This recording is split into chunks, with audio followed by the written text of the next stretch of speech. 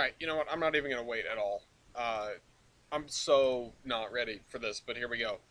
Alright, let me grab the stream link. Welcome, everyone, to another under construction stream. I have no idea what we're going to do. I don't know where we were, really. It's been a couple weeks. It's been a crazy couple weeks. Gloria's cousin had a kid. Gloria was away at the hospital, assisting, I suppose. Not directly, but, you know. Um, and I was home alone, which is never a situation I should be left in, because that's not a good idea. Um, but Gloria's home now. We sorted stuff out. They started a new job. Good evening, Mopac. Oh man, okay, what the hell are we doing? Oh, okay, what do I feel like doing, really, is the question, because we've got Homestead there. I mean, we can have this guy, like I said, this guy is controlling 18. I'm doing is how I'm doing. I appreciate everybody jumping in right now. I'm glad this is happening. You know what? Are we good with homes, like farm houses all the way to here? Because that's good, I guess. Alright, so, that means we gotta continue this way, and as we get further out here, we can have things be a little bit less, What do you mean you miss today? It's a normal day right now. It's Thursday, isn't it? Is it not Thursday? It is Thursday. It's normal. Between this and what? And ER. ER? ER. What is ER? Are you at the emergency room? Dean's at the emergency room. Dean is dying, actually. This is something we didn't tell you guys, is that, tomorrow is Dean's last day with us. He's going to be, dying. Yeah, please don't make me think it's not Thursday. I already had enough time figuring out that it was Thursday. It's been a lot. No, Dean's in the ER. Dean's lying to you guys. He's in the ER.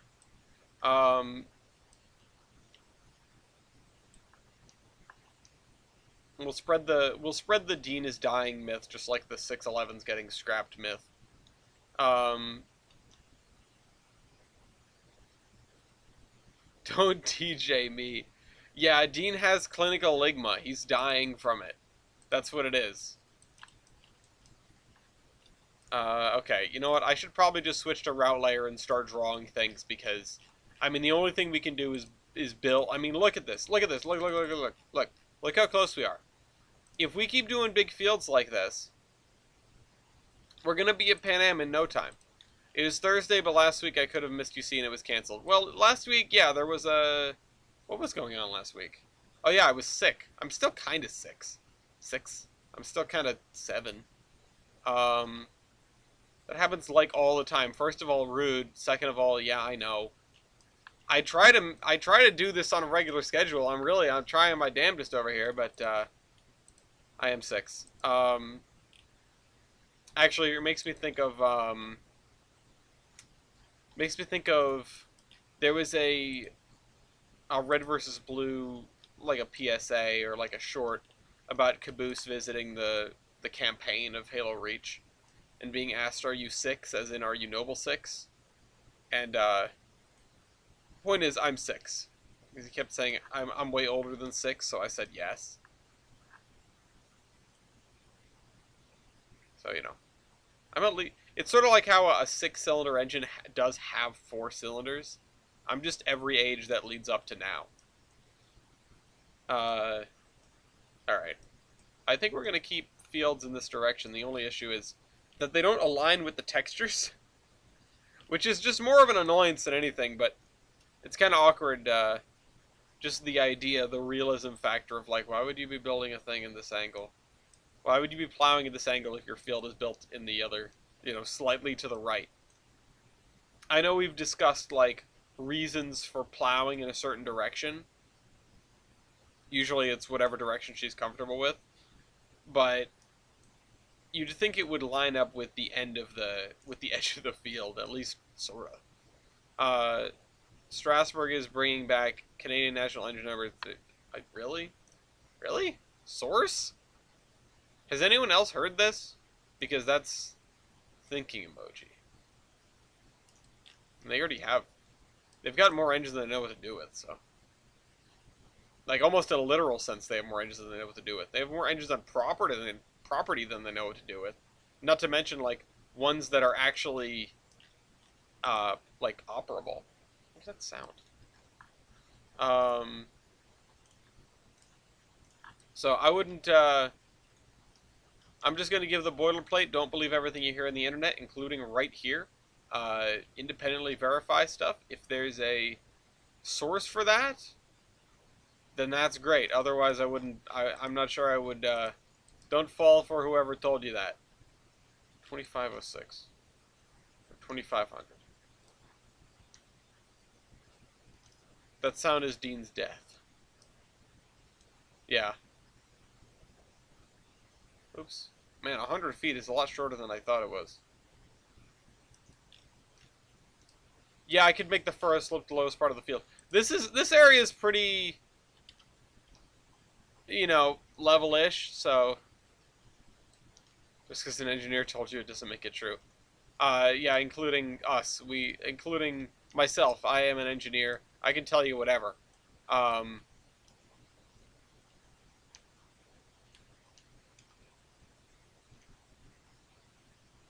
on. What? I'm just doing this without knowing the numbers I need. 150 even. 90's been MIA. Duh. Alright, please let me grab the right one. Please. No. Second try. No. Third try. No. Fourth try. No. Fifth try.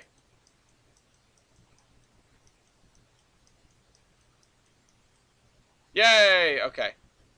That all counts as the fifth try, by the way.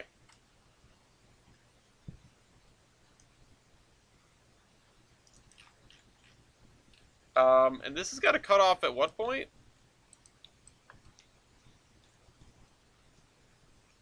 Let's just scale this back. It's got to be 44,410. Yeah, no, I never, especially in Among Us, always completely truthful.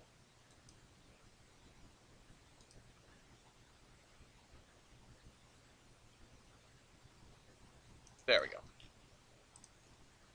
Wait, that's not right at all. How far is this? This is 42 and change.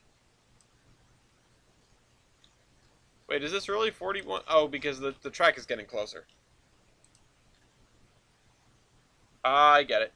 I get it. Alright, well, we want to line it up with this one anyway. Can I string that? Nope. Why on earth would you grab that one? Alright, 242, once again. 242. I'm still sort of getting over whatever is afflicting me, so 235, 237, 240, 241, 242. There we go. Alright, so this measurement doesn't matter anymore. We're going out to here.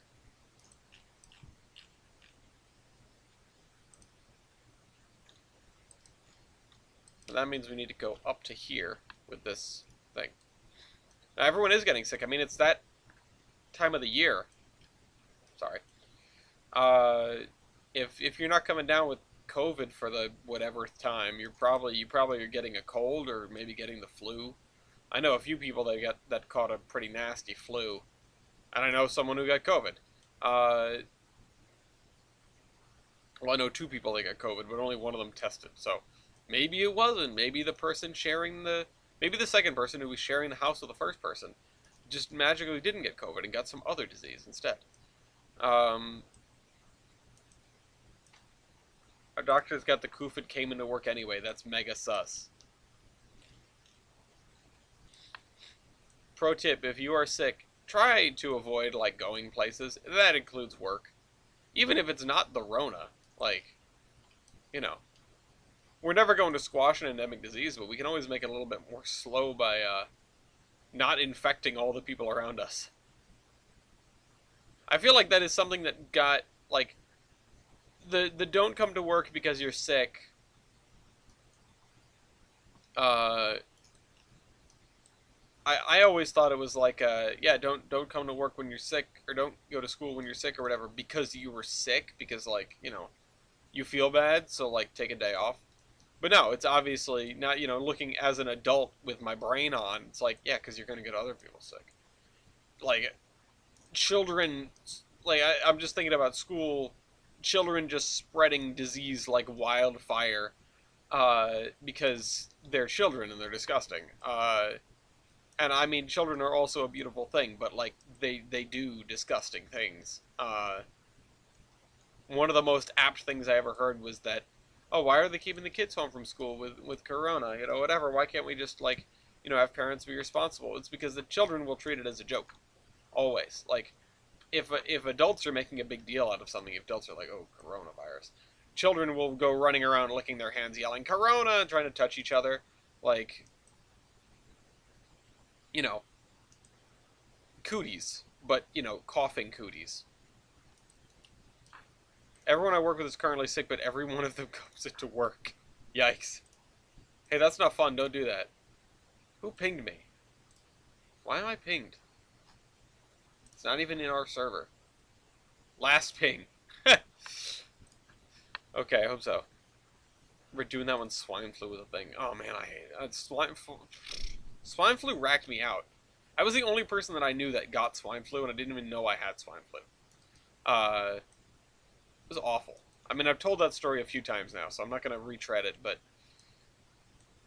that was also the only time I went to see the steam-powered cider press in Connecticut, which might be one of the only other good things Connecticut has, on top of, like, Essex,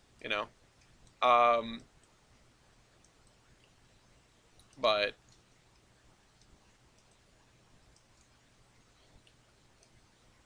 these things that these learned behaviors, thanks to COVID, are very applicable for every other disease, basically.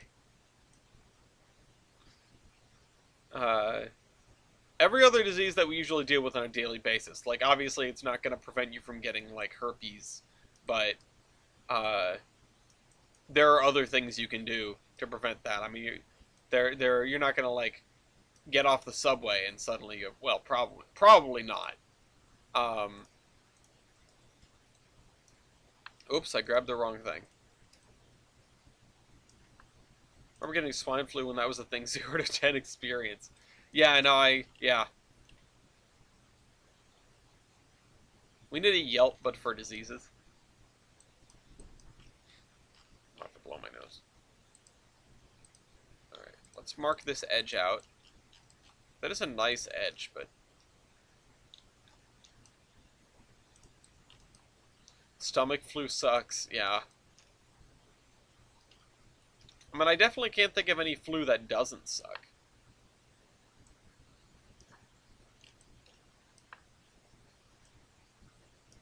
Hashtag not all flus. But we're gonna make this mark here. We're gonna draw this line. I was so tempted to stream when I was home alone, but I was just so depressed.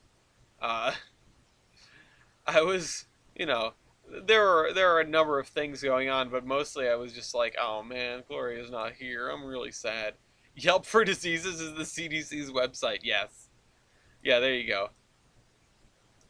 Um, I always forget, like, there are internet resources beyond just Googling a thing, and being like, why does my head hurt? It's because you have cancer. Why does my feet hurt? It's because you have cancer. I just burped. You have 12 days to live. Like, filling in this stuff, punching it into Google is just an automatic, like, self-death sentence. Uh, there are other tools and other, like, resources that exist. And this is like the days before search engines knew everything and anything. These days the only things you can't find in a search engine are, like, things on the dark web, I guess. Uh, but otherwise, it's, let me punch into Google. Let me put this in. Let me put that in. Let me put who is the guy in that movie? Who's the guy in Titanic? Who's what did what disease do I have? Again, it's always cancer. Uh, what is the song that goes do do do do do do do do? Uh, and Google will give you an answer. It might not always be right, but it'll give you something. Um, you punch in what is a song that goes do do do do do do do, and it'll say either Darude Sandstorm or You're Dying from Cancer, and maybe I might say both. But what that really means is that you can only get rid of the cancer by going to like your local uh, like roller track and wait until they turn the lights off and play Darude Sandstorm. Was this a normal occurrence for anyone else? Did you guys go to like roller rinks while you were growing up? And it seems like such an old timey thing, but there's one nearby that is fairly well known. Not like a full on roller derby, but yeah, like where they would have one. Um, uh, I was I'm like, oh, roller derby, roller derby. No, rail derby. Yeah, I know that was coming. Um, like it used to be a really common field trip to go to this place called United Skates of America and go do roller skating, which looking back is just such a weird thing to think. Like I I don't know why it feels like such a unique experience, but I feel like it's something that we, now that we're more or less adults, or at least pretending to be adults, we are grown up anyway. But externally, it's not uh, Skate City and Kathy's. Kathy's is a nice name at least. Um, it's something that no one ever talks about, and it's something that adults definitely never do. I feel like no one is ever, no 25 or 30-year-old is ever like, yeah, let's just go to the skate arena. Sometimes it's laser tag, but usually it's like bowling. Why is bowling the go-to? It's ice skating if it's seasonal. Um, Last time I ice skated was when I was in DC, and man, I'm not like, do not sign me up to do like ice skating anything. It is a nice date idea if you're willing to, sort of like ice skating, if you're willing to watch each other fall over a bunch, or if you're willing to get watched while you fall over a bunch, I guess. If you're secure enough in your relationship that looking like an absolute disaster of the forces of gravity is fine. Uh, oh, okay. See you, Shoreline. Man, why do we have to be? Why does everybody? Blah. Everything's scheduled on top of this. Dean's going to the ER. Shoreline's going to his own stream. Come on. I gotta mark all this off. We're marking all this off. We're making headway today. We're making some freaking headways. He's actually serves alcohol. Yeah, that's a niche. Oh man, I can't imagine how bad that would be, though. You're intoxicated and on roller skates? That's yoicks. I mean, I guess it would help you, when you fell over, because like being drunk apparently keeps you from getting more injured or something, or being like limp and loose, right? That's what it is. When you tense up before stuff, you tend to get more injured. It's a wood floor rink. That doesn't make me feel better. You just don't feel it, yeah, when you hit the floor.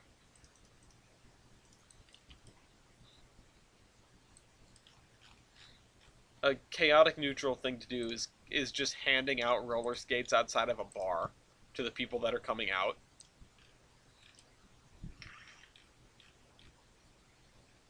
Okay, so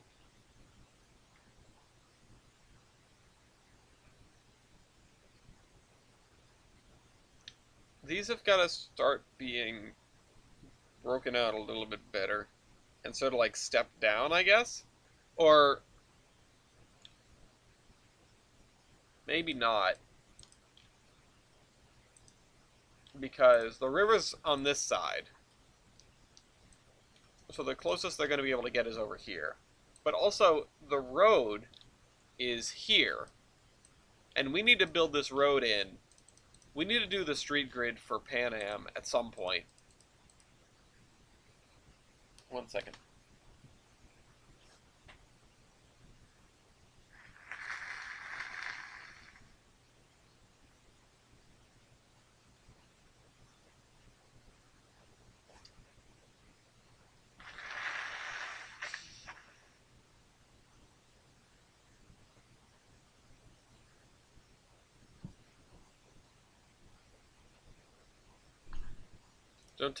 Don't talk about skating rinks around my dad and wear you out with the same stories about when he would hang out at the joint that burned down a few decades back. Oh, that's an interesting point of conversation, though. How about the evidence warehouse that burned down? Has anyone heard about that? That's a hell of a thing to have happen. Okay, we're getting to the point where diminishing returns on this side of the tracks for room to build a farm. To the point where I think we're actually going to bring the trees right up to here.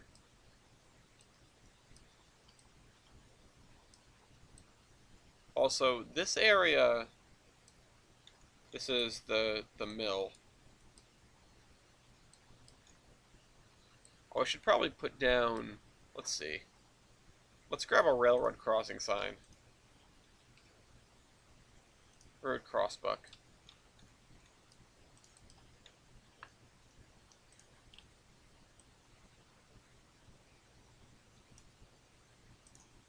There we go. Say that side of the river is too rocky to farm. Which side? Over here? I don't know which side you mean. It's like north, say like north or south. North of the river, south of the tracks. I mean, this, I think what I'm going to do is I'm just going to have this be something up to, you know, up to here or so. And this whole area can be one field of some kind. It'll just be a weird shape. This side the woods are on. Yeah, over here. Yeah, I'm just gonna fill this in with dirt. Or with trees rather. Which means I've actually got to get the river up through here. I don't even remember what we did to make this river work.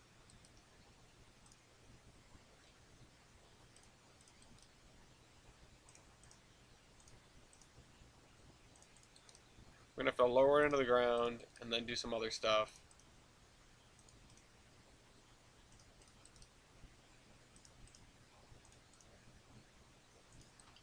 Although what I actually should be doing is making sure that it's going up at a relatively reasonable rate. Although I can't do that because it has to be done with track.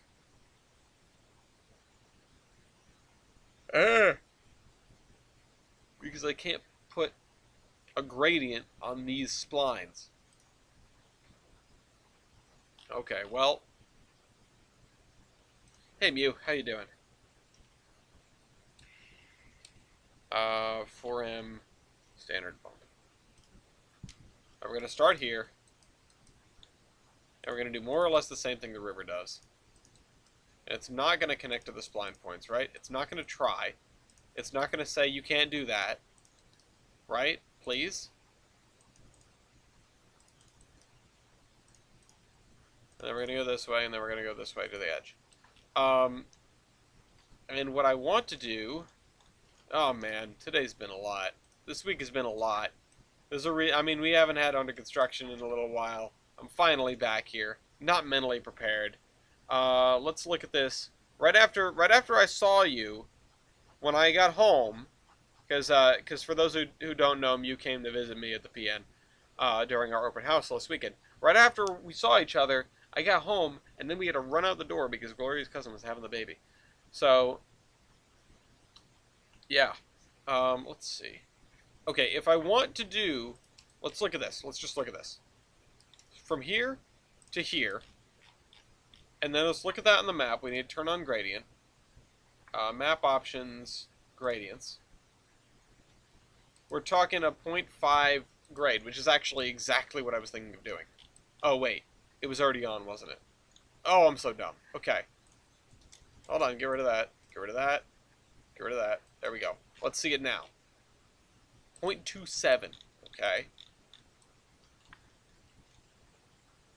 Let's do like a 0.21 or 0.23 for this.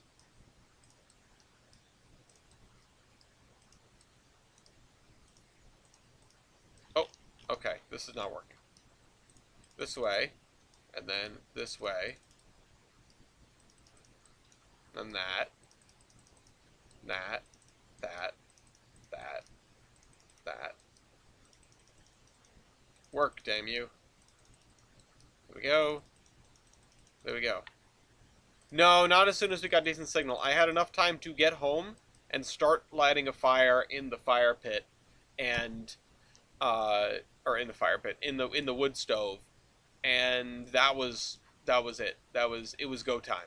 Um, just as soon as I had settled down and been like, all right, I guess it's not happening tonight, because we thought it might have been happening, and then we sort of realized, no, okay, maybe it won't be, and then boom, we got the call as soon as I was like, all right, it's good, it's not happening.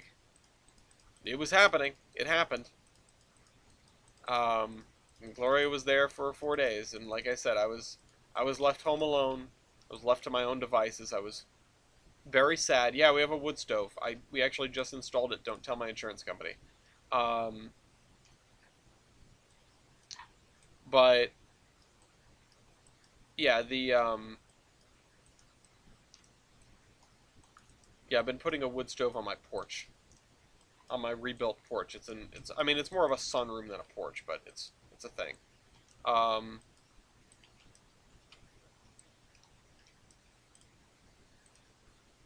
Wait a minute. Hang on. Oh wait, no, never mind. Um, oh right, that's what I need to do. Okay, so we need to level the land out again. Um, so I'm skipping steps here. But yeah, I just lit the thing, which of course, point of no return. I can't just like dump a fire extinguisher in it. Uh, and yeah, we got the call, and I went, ah, crap, and so I just shut the damper, or I shut the intakes rather, not the damper. Uh, Sealed up the door, and we just left. We just ran basically. Ran out the house. Am I gonna remodel the sunroom to look like a way car's interior? No. No, I don't even know what it's gonna look like at the end. Gloria and I have an idea, quote unquote. Uh, Hello there. Hello there, whatever. Alright, there we go. We gotta space these guys out to there, to ish where these are, because that will help us line the river up. And also need to smooth this edge out here. These rivers are actually kind of fun to do. I've mentioned before that, like, terrain is not really my thing. It's not really my forte. Oh man, we've been going over how people are. Well, there's a new baby. That's an interesting thing. Um, Delivery went off fine, as far as I can tell. I mean, uh, I wasn't there.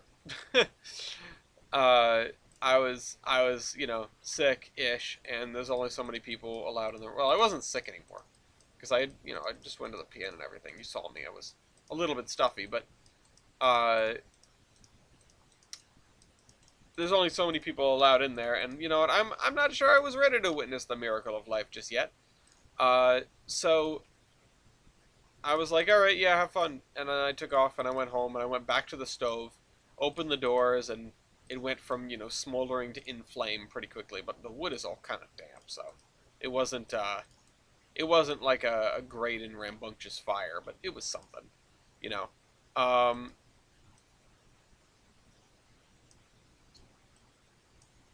but yeah, everything went good. Everything went good.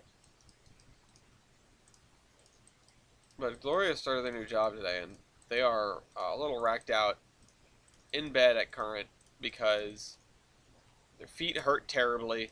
Um, and the interesting thing is, this job is in Oneyville, and something we did not quite consider at the beginning of this is the fact that Oneyville is very heavily Hispanic, and Gloria does not speak Spanish, despite their last name at current being Morales. Does not speak Spanish, so presenting a slight bit of issue there. But I don't know. Hopefully that will be overcome. It's not just the customers; it's some of our coworkers too. Some of their coworkers. Um. Anyway,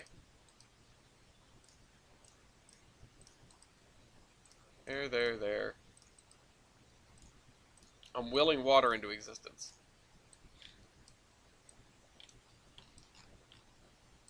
I don't even know if this is the right way to go about things. I don't even remember. I don't know if this is the way I did it first. Uh. Also, my face is so damn itchy. I look like a mountain man today. I need to shave my face. Tomorrow's Friday, and that's gonna roll into a weekend of Christmas parties, and I am not prepared. Um, I did my customary responding to our Christmas party invitation on Facebook with a "I can't make it," and Gloria hasn't like come and yelled at me for it yet, so I will assume that it is going unnoticed. I also think it's the second time I've done that because I'm pretty sure that I'd already done that, and then Gloria went through and like set me as going, and then I was like, no, I'm changing that back. This does the antisocial. It's tough because it's at my house, so I haven't shaved since the start of No Shave November. I hadn't shaved at the beginning of No Shave November, and at that point it just became my excuse. Uh, Probably wasn't, wasn't the best thing to do, but here we are. And I looked like a disaster, so, you know. Alright, so we need to bring this road up here. Road is in here. It's a spline. It's a podcast. I don't actually really know how we're going to get this road up here.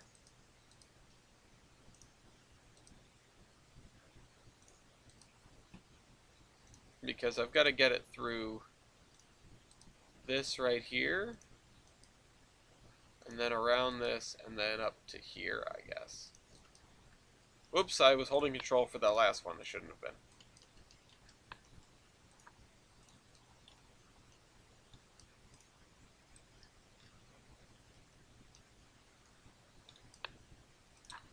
Every time I see a road like this, it just makes me think of like the farm in Interstellar. I don't know why. That's just what jumped into my head. I haven't seen Interstellar in a hot minute. When I forget to shave, I look like I'm not allowed within 100 yards of school. Jesus.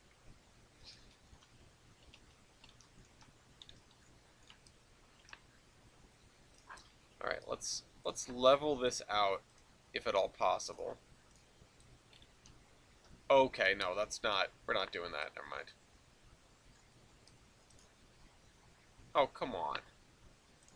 Don't make me do it by hand. Who just texted me? Who's texting me?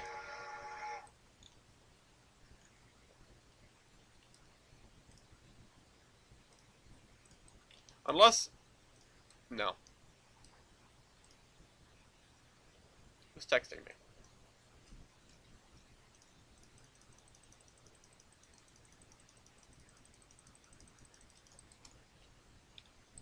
Oh, I did the train good car bad thing the other day. My dad gave me a call and asked me if I could take him to the airport on the 18th of January because he's flying out to Hawaii with my stepmother to see one of my stepbrothers. And he asked me if I could take him to the airport, and I said, yeah, I can probably do that. Like, when do you need to get there? And he says 10:30. I said 10:30 in the morning or 10:30 at night? And he says 10:30 in the morning, and I balked at him. I laughed at him practically. I felt kind of bad, but I made a noise. Let's just say I made a noise, and I said, "No, take the train." Like, there's no way I'm driving you into Boston. on a weekday morning. Like, you you will regret it. I will regret it. Claire will regret it. Everybody in traffic around us will be regretting it. Uh, I'm not driving you to Boston. So I'm gonna talk to him about taking the train. Pizza for breakfast. When I do remember to shave, I get carded if I buy a lottery ticket. It's the universe telling you not to buy a lottery ticket. Um, but I've actually. I mean, I suppose I've been carded before, but I never think about it because I don't go places or buy things that require my card in the first place.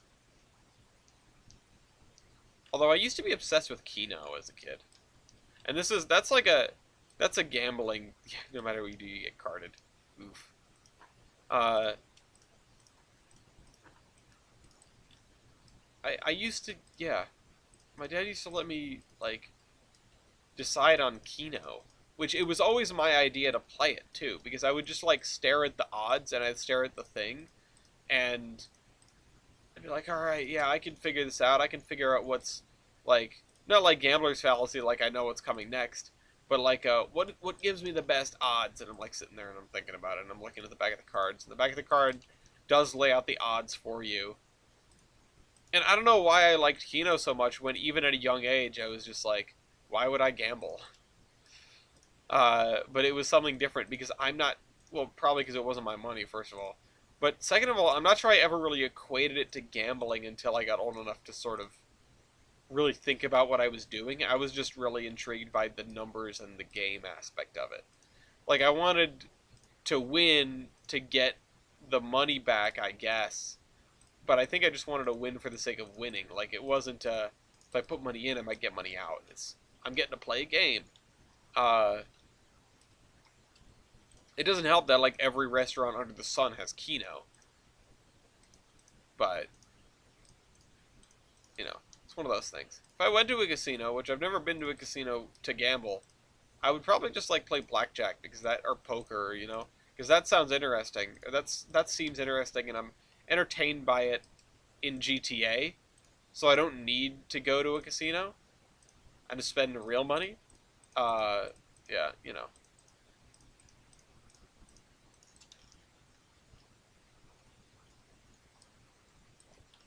But, yeah, I mean, they'll get you if you want cough syrup. They have the good stuff behind the counter. Oh, wait, that's not Dollar General. I'm thinking of, like a CVS pharmacy. All the cold medicine is weak stuff. Everything in front of the counter is weak stuff, and then they have the good stuff back there. I don't know how you get it. Somebody was just saying, like, yeah, the good stuff's, you gotta ask for it. And if you say the right stuff, they give you cocaine. I don't know. It's interesting at first, but $35 later, it's not as much. No? You talking about the good stuff? The good cough syrup?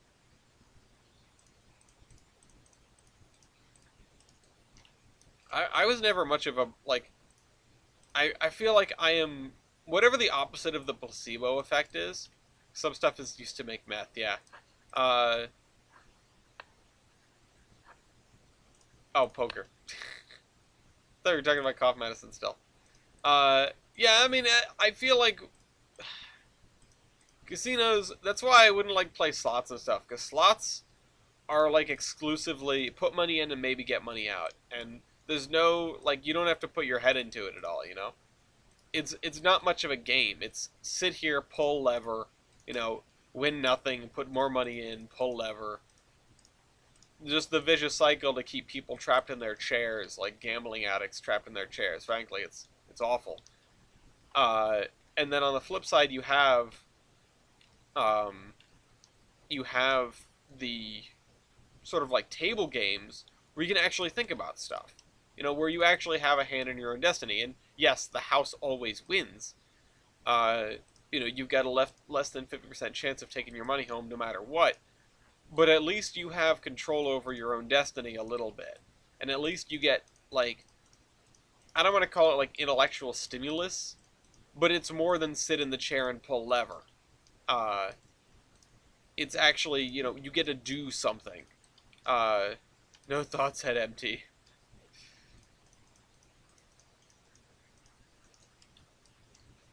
I haven't watched Emperor's New Groove in a really, really long time. Should be on, that should be on the real list. Oh man, we need to make an episode of the real list. We had the movie watched and everything, and we were gonna sit down and make the episode, and then baby, we're working just before Pan Am, sort of where the river peels off and goes into the hills.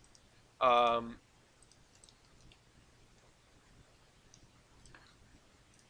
Sit there and pull slot machines for hours, then come and buy an XL Monster and go back and play more. With what they won, one asterisk. I'm sure it's like what they got off of the last pull after dumping in, you know, dozens or hundreds of dollars. Go do the penny slots and sit there for, pull the lever for a little bit longer. But still, like, if you want, I know people are just like, oh, I want, I could get money out of this, could get money out of this. Just do something that's like, find something that gives you the same spark and does not just chain you to a chair. Alright, there we go. Mini Royal Gorge route, yeah. That's the Horseman route.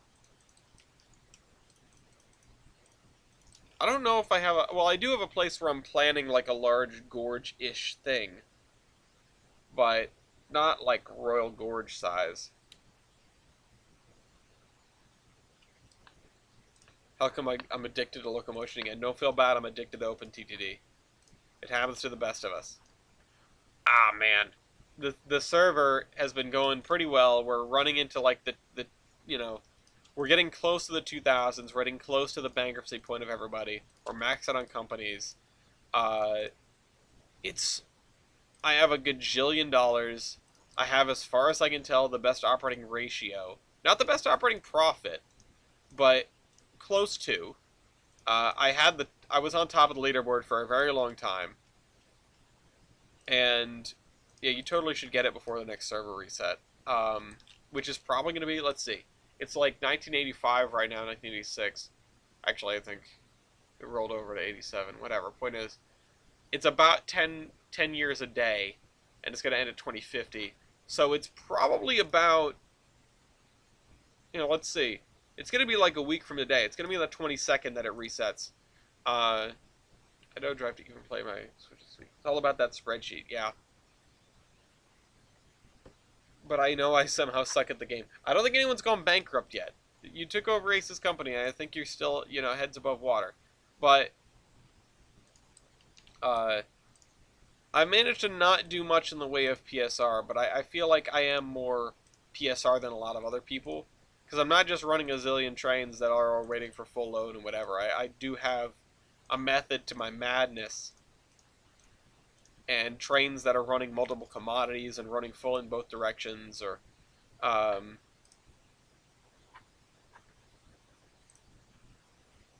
don't know.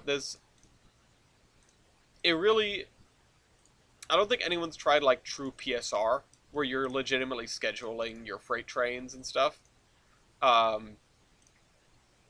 we have not got to the point of the game where people have to cut stuff down to survive. So, it's going.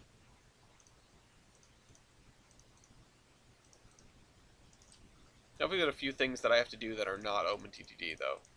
I've got some trading cards to put together. I've got that Q&A to sit down and write for the Horseman channel. I'm sure there are some people going, where is it? I've been busy. It's not like a heavy lift. It's not impossible. I just haven't gotten to it. It hasn't been on my mind.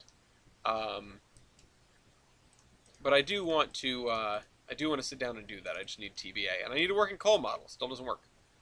Maybe I can throw it into 2019 or something. Maybe it would work there. To make it an older version of Trainz.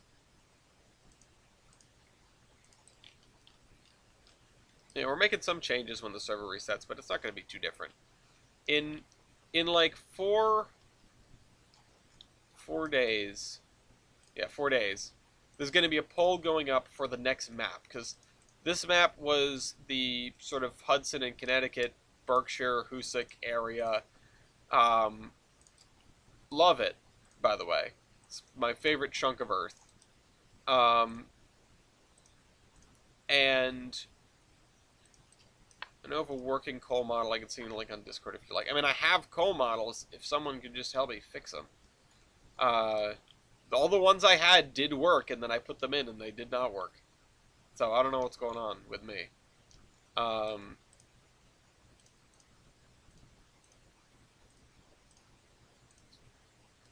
there we go.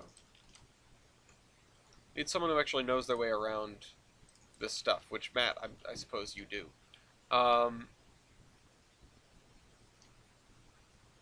Okay.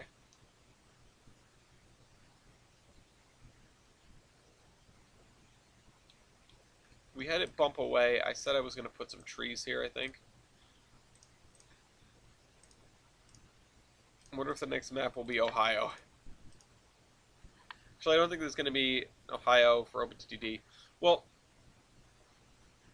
here's the thing with the map, is that I'm going to have to make sure there's enough water. So no matter where it is, it's going to be, like, partially flooded wherever it is. Like, if I did, for example, if I did, like, the state of New Mexico, which is square, it would work, I suppose. Uh, it's going to be like New Mexico post-global warming, because I'm going to have to submerge half of it. Because I need there to be enough water for the ports and stuff to spawn. So, open Tolbrin Tycoon. I'm just importing stuff from topo data. I'm not going to be freehanding very much. I mean, I will do some freehanding. I've I sort of have wrapped my head around how to do things a little bit better, and I can make a map in an hour instead of a day or so, with the right backup, with the right data, and hoping everything works, more or less the first time. But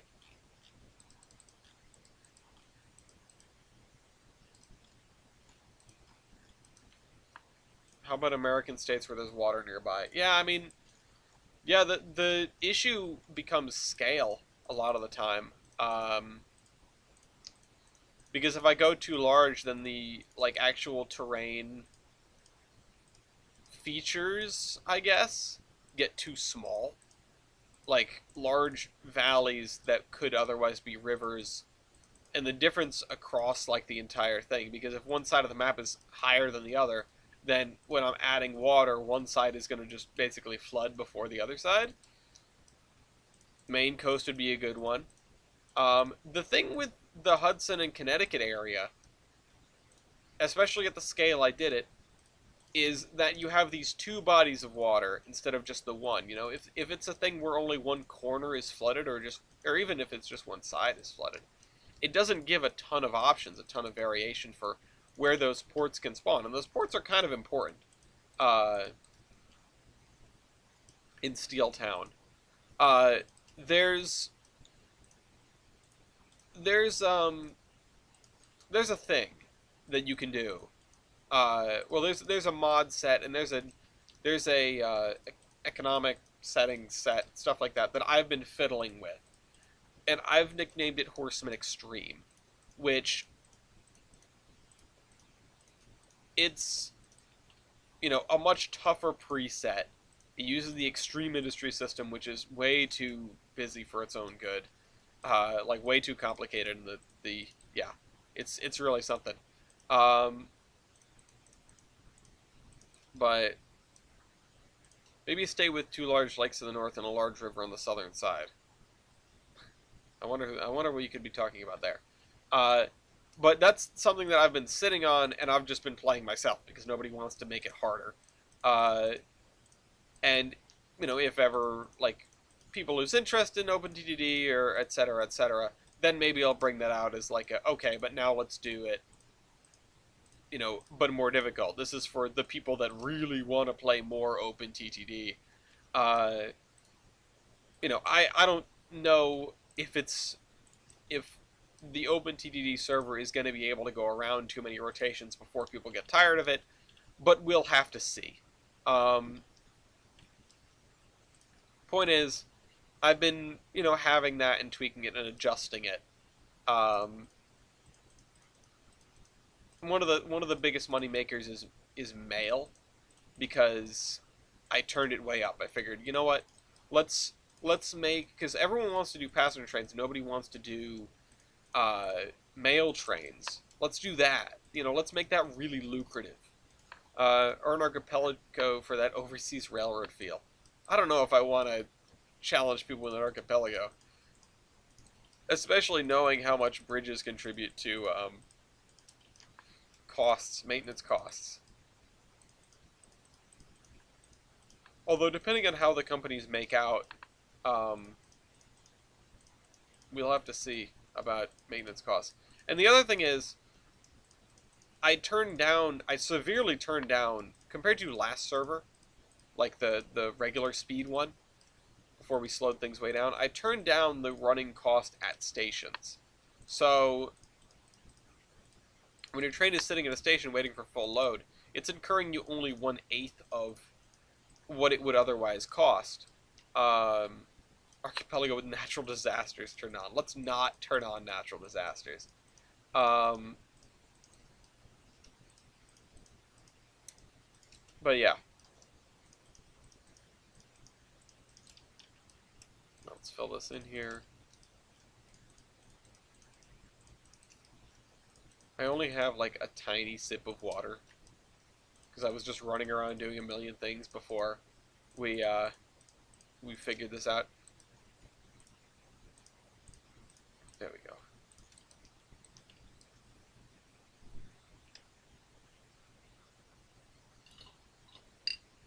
And there goes my water. Alright, now we need to do trees. Oh, wait a minute. This side... man, I'm stupid.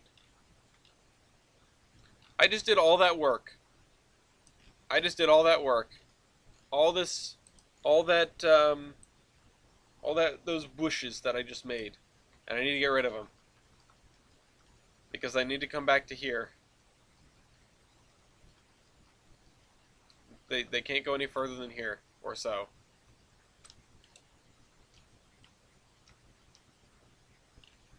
Because this needs to go like this way.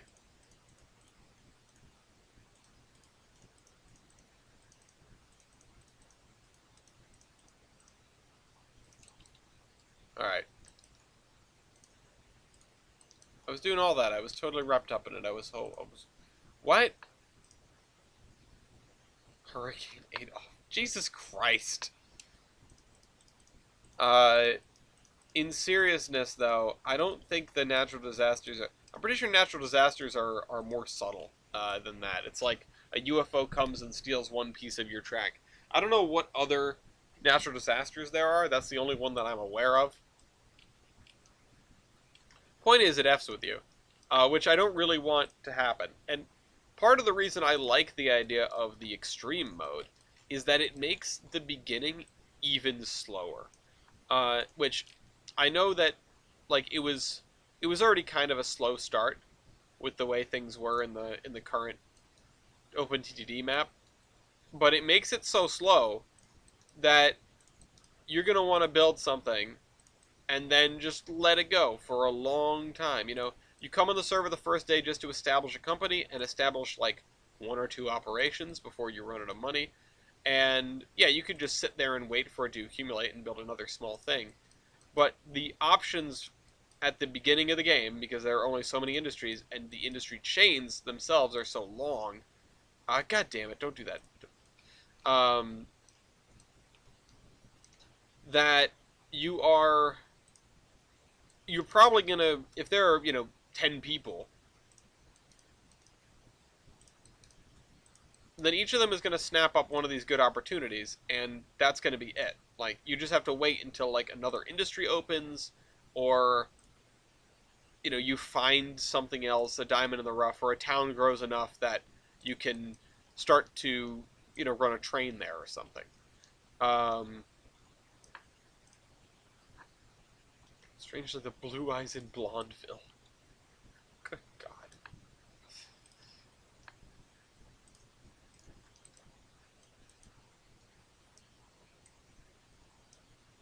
I don't know why that made me think of, like, Hitler as a superhero protecting specifically Blue Eyes and Blondeville from the Hitler hurricane. He's the bad guy and the good guy. Um,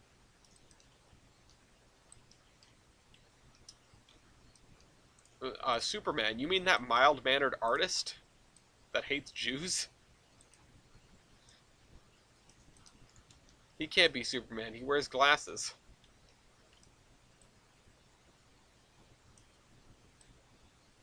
It's henceforth considered the Master Company. Something character arc.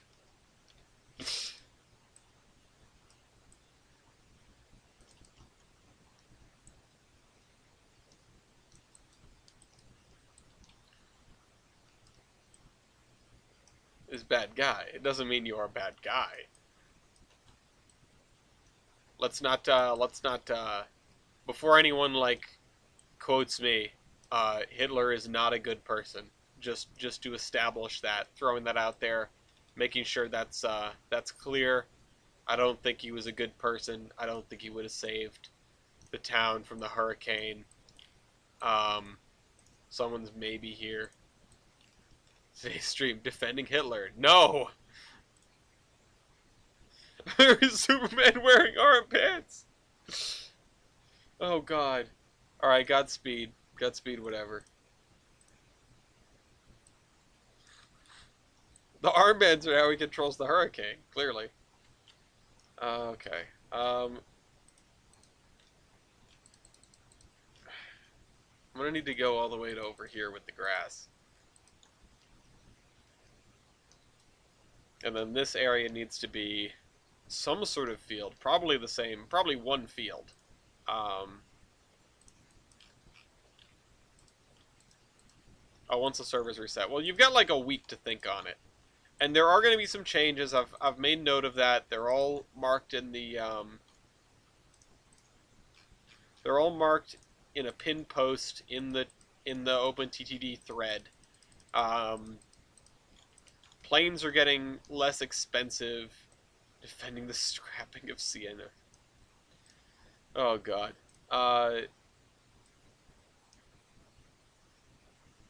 He creates a hurricane so he can save people from said hurricane. Yeah, he's like Syndrome. Syndrome is literally Hitler. You heard it here first. I've got my hot takes out today. Clearly. Oops, that's the wrong way. It's a Stalin move. Is it, though? Stalin would not be saving anyone from that hurricane. Stalin's just making the hurricane. It's the more Stalin thing to do, just the indiscriminate death.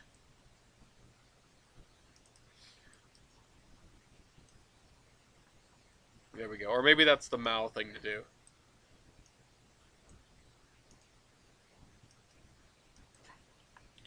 Stalin would just blame capitalism. See, capitalism made the hurricane. No, that's Lenin. Marx and Lenin. Mostly Marx, I guess. Didn't know Stalin. He didn't really care about the whole, like, communism ideology thing. He just wanted to make the Soviet Union into an industrial powerhouse to compete with the West. Pile the dead bodies up his walls instead of sandbags. Well, you gotta get use out of them somehow.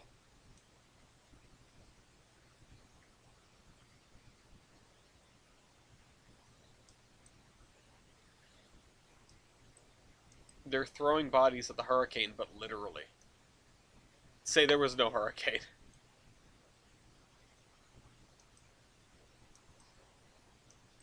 No, that's like that's a different like leader. We got to go with something else for saying there is no hurricane. It's got to be like Gorbachev or like Kim Jong Un. Says there is no hurricane.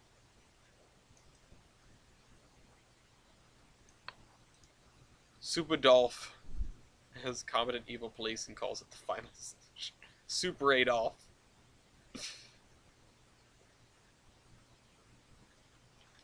Yeah, clearly it's all Biden's fault. It's all Joe Biden's fault. 3 million kulaks for a really nice spreadsheet.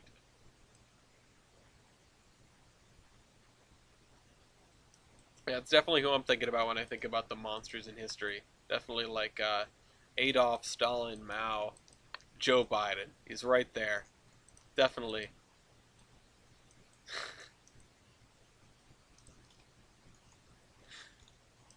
The picture of him, we need like the Communist Party meme. Radical leftist Joe Biden. Alright, I need to draw a line here. From here to here. So I can draw some dirt.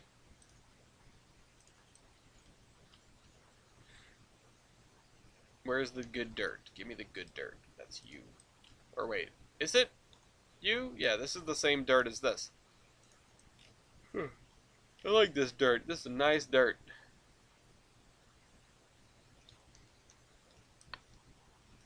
It's funny we're talking about communism again because I've been rewatching clips from Chernobyl, and man, I love that show.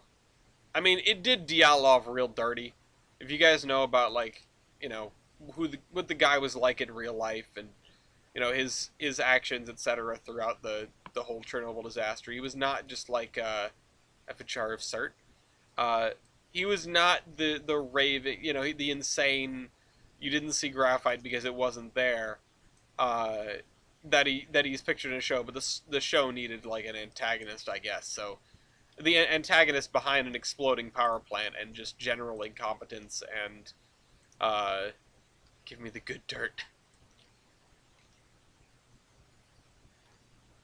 But people like to talk about how it's sort of a how the show Chernobyl is in a way a rebuke of communism, and you can see it that way, but on the bigger picture, it's more of a rebuke of just like acting without oversight or acting without accountability, where you're only like the thing you care about most is making the person above you happy, and that's not okay. You know, when you can always just blame your higher up when something goes wrong, and when you can always just you know, just sort of use the firefighter lady's story without her permission. Interesting. Uh,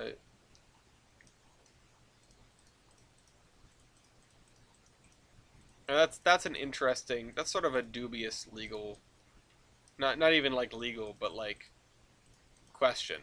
I mean, how often do you need to get in touch with someone before you do a thing with them like that? I mean, it's a dramatization. Um, it's different than I suppose like a documentary. Should blame the class ones. It clearly is the class ones. A nuclear power plant, but it's run by Homer Simpson. Homer Simpson probably had more accountability than most of the Chernobyl plant staff. Uh, but that's just what I mean. It's sort of, it's to me, it's more about corruption in general and more about like doing, you know, not being able to say no, not being able to talk back, and there are there are instances like that no matter where you look. I mean, in government, in you know, in government of all types, in companies, in you know, as small as something like clubs and things like that. You know, you get people in a room together and they can you know they can form a corrupt enterprise. It's just if you can look at that and say like this is what was wrong beyond like oh it's a communist system clearly it was wrong. If you could look at that and go like the workers should have been able to sort of call out the issue, right? The workers should have been able to say like, no, you know what, we're not doing this. It's dangerous, and like cite the safety protocol and things like that. Um, but even if you know it's not as portrayed, uh, yeah, even if it's not as portrayed in the show, where it's not Dyatlov yelling at them and telling them they have to do the test now, it's they, they were legitimately trying their best and they were given a flawed reactor. Then you have to be able to do what what the scientist character, what he did in the show, and just be like, yeah, no, these are the flaws and we need to fix them. And you need to be able to hold the people above you accountable, is what it is to me. You need to be able to hold your government accountable. You need to be able to hold the designers of these plants accountable. Things like that, And that's what is lacked, again, in no matter what system you're talking about. You look at engineering disasters. I mean, Well There's Your Problem does a good job of sort of citing... it does a good job of citing, like, the people that could have been punished for a thing, the systemic issues. Because if you're laying the blame at the feet of operator error solely, you might be missing the bigger picture of why there was allowed to be operator error in the first place, or why operator error could have led to this sort of catastrophe. Now, usually it's more than one thing that comes together to cause a disaster like that, and certainly it was a lot of direct factors leading up to the disaster, but also a lot of things that had to do with the design of the reactor, etc., etc. No, the Soviet Union ran on Pepsi.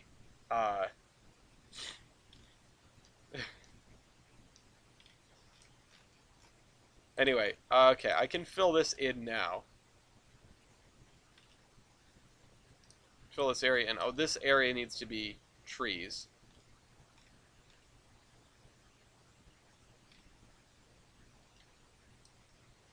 And America runs on Duncan.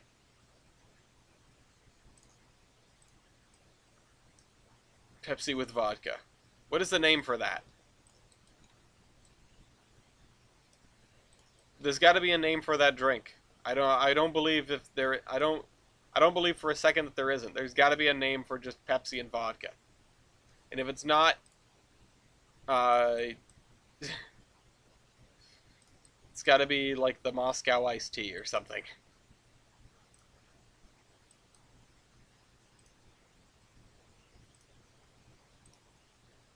The Moscow sugar bomb.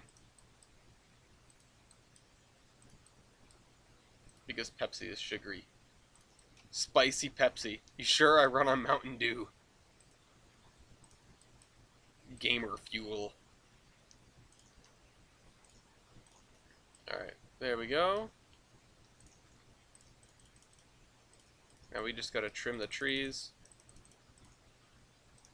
I learned the Navy story isn't true the other day. I mean, I still don't know if it is or it isn't, because the people that say it isn't don't have, like, there are so many sources of this and of that, you know?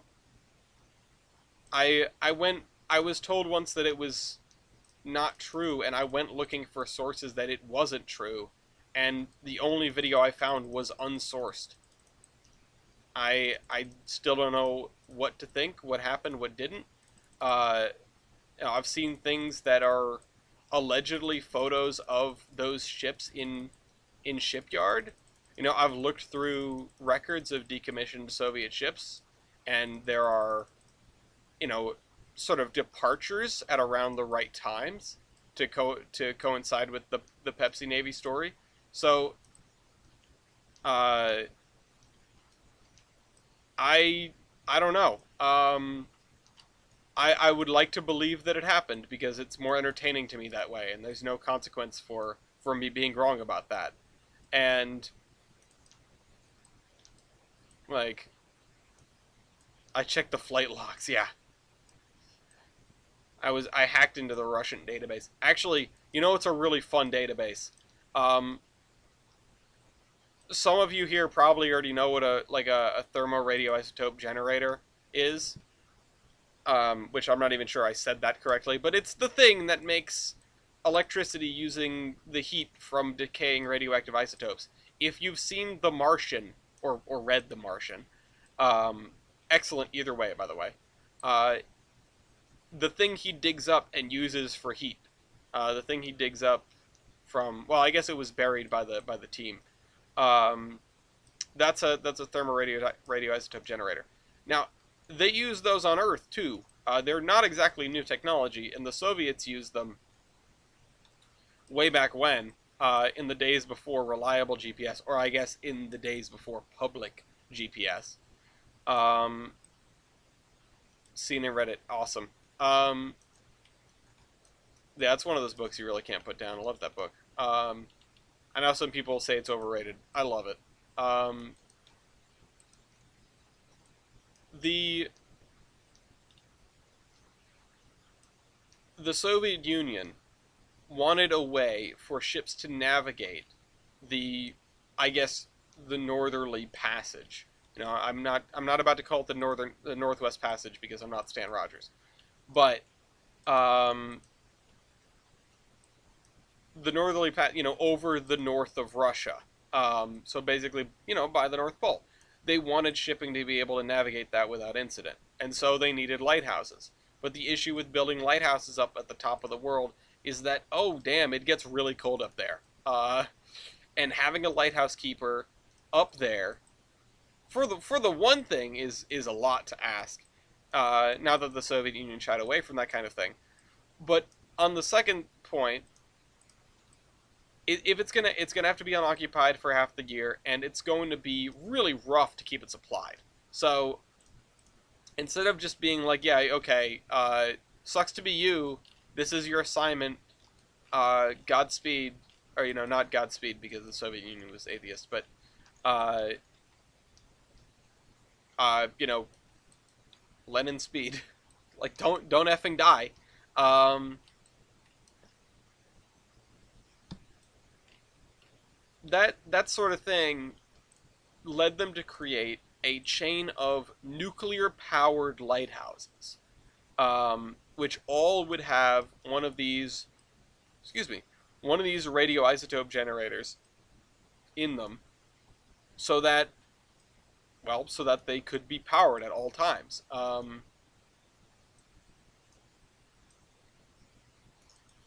And I mean, for all intents and purposes, they worked well enough. Oh crap, that's why, because this river is tucked in too far. Um, until GPS became sort of public and for use around the world. So why even worry about that anymore? The ships can just use GPS. So then they went the way of the dodo. Yeah, you did a great thing for the motherland. You die as a hero. Exactly. Uh, what's that thing? If we are in a tank. If they destroy tracks, we become bunker. If they destroy main gun, we become pillbox. If they destroy uh, armor, we become heroes. Uh, which is an interesting way to look at it. Um,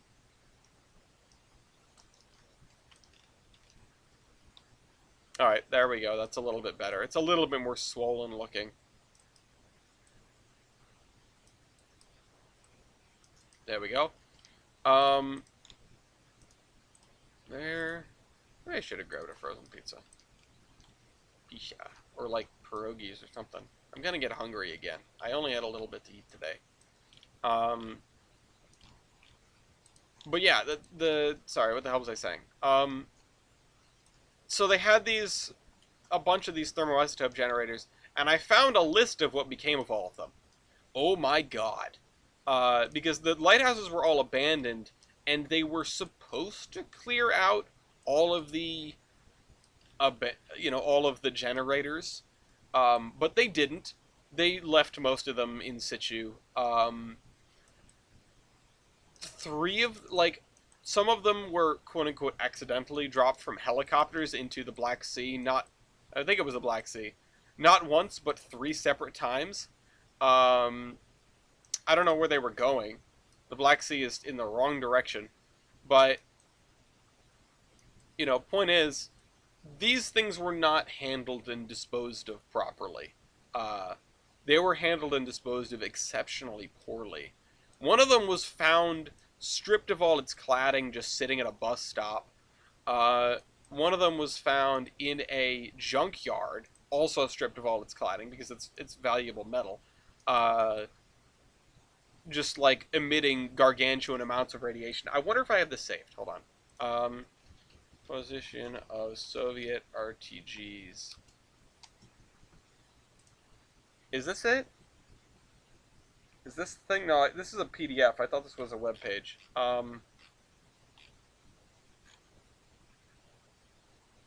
Extracted, completely disassembled, was found in the seawater not far from the shore. No, that's not it. This isn't it, but this is close. These are called Beta M's. Is this it? This is it, I think. I found the web page.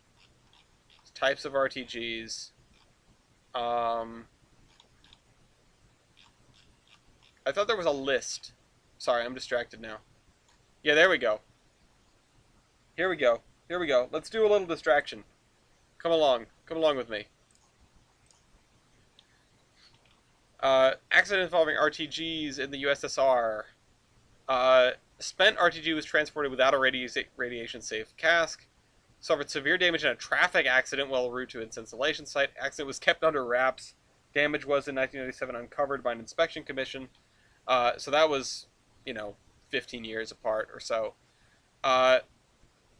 Was dropped in the Sea of Okhotsk during transportation by helicopter. It still has not been recovered from the seabed. 3 RTGs have been used well beyond their safe operational period and were stored at a coal storage yard. RTGs fell victim to unknown scavengers.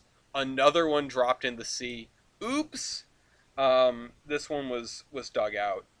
Dismantled one found at a scrap site.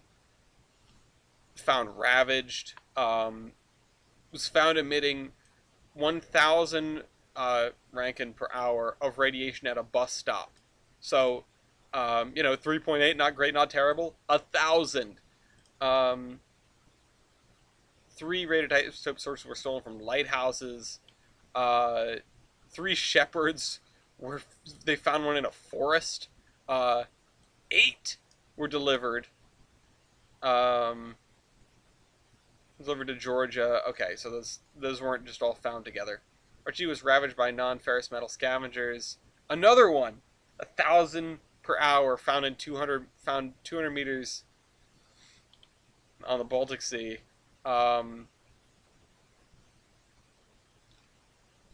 It just keeps going. Like this is the list.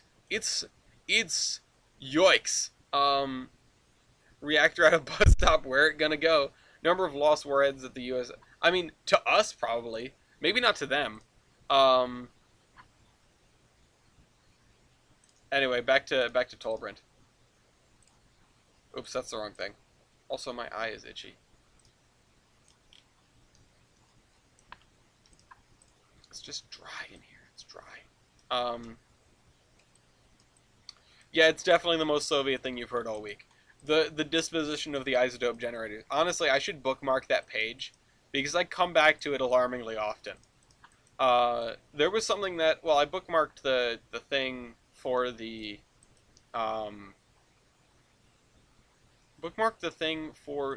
height maps earlier. Which that'll do.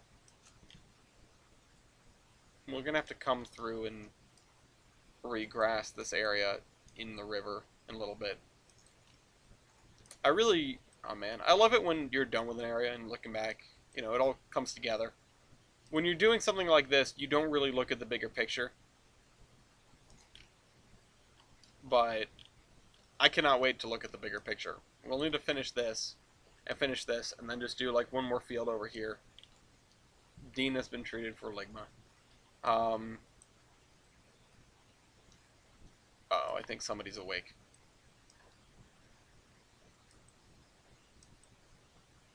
There we go.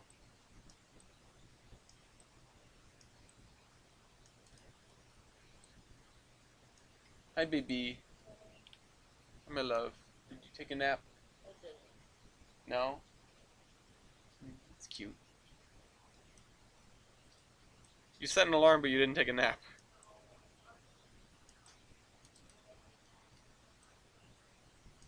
I'm tired. You could have taken the nap for me.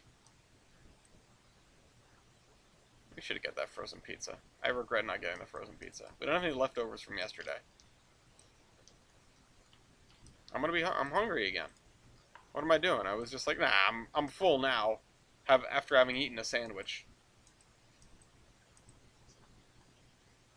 Okay, have fun.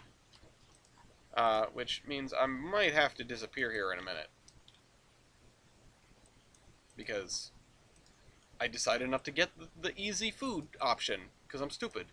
And I haven't eaten much all day, and Gloria hasn't eaten much all day. So, I fed the fishes. Oops. Okay.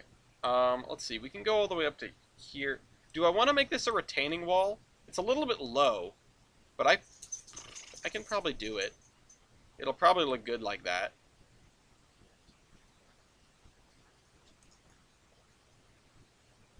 Does it mean AI test time? No, probably not. The AI is getting too temperamental. I need to upgrade the computer before I do anything else with AI, and I have parts, and I actually want to talk about this. I have parts to upgrade with. There's one small issue, though, and it's the issue of my UPS, my uninterruptible power supply, which has always been a tongue twister for me, cannot handle the wattage that I would be demanding of it if I were to just plug everything in and go. Which means that I'm probably going to have to swap the UPS with a regular old power supply, or with a regular old power strip, rather, and move it to somewhere else. Or just shut it down entirely. I don't feel like I have much use for the thing anymore. It's been like 3 times its expected lifespan. So I might just have to get rid of my UPS. If anybody wants it, it still kind of works. I guess I could give it to somebody, but I'm not sure I can ship that because it's just like a big battery. Yeah, I'm not sure if I'm allowed to ship that. When you go to the post office and they have you declare if like stuff's sus in the box. I'm like, it's a big battery. I could, well, the issue with that is there's nowhere to put it by the server computer. The server computer's in the other room on the TV stand. And I don't have a place to put the UPS that I could then plug everything into on the TV stand. Without doing some substantial rearrangement over there. And I'm not even sure if it's possible after that. So that was the next thing that came to mind. It's like, oh, I can put it on the server computer. And I just sat here and ran through the ideas. And it's just, I don't know if it'll work. I don't know if it would do anything. Or, you know, not if it would do anything. I just don't know if it would be feasible, reasonably feasible. Feasibly reasonable. Oh, that worked well backwards. Just, never mind. Alright, let's do this.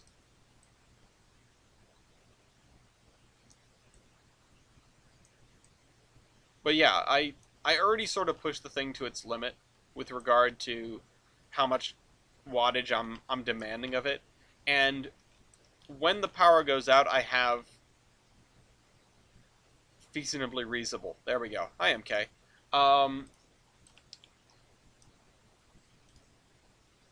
Yeah, I don't know. I think I might just retire it. It's a thorn in my side. It has been forever.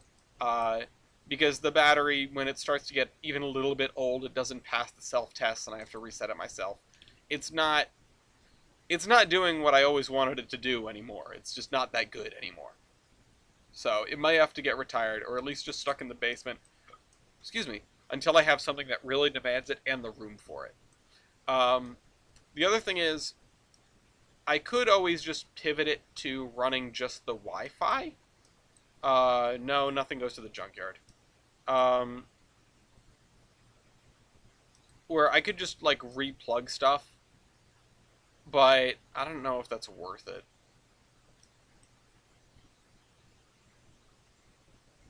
Because right now it doesn't run the Wi-Fi. I don't think. Actually, maybe it does. I can't recall. Point is, it's probably just time to get rid of it. I never even checked who texted me. Who texted me? Sorry, now I'm getting distracted. Did you get all that? It was my mother.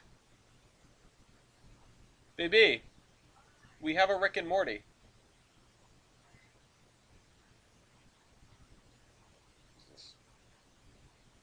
Poor BB. And just some thoughts, some bots on TikTok or TikTok on Snapchat.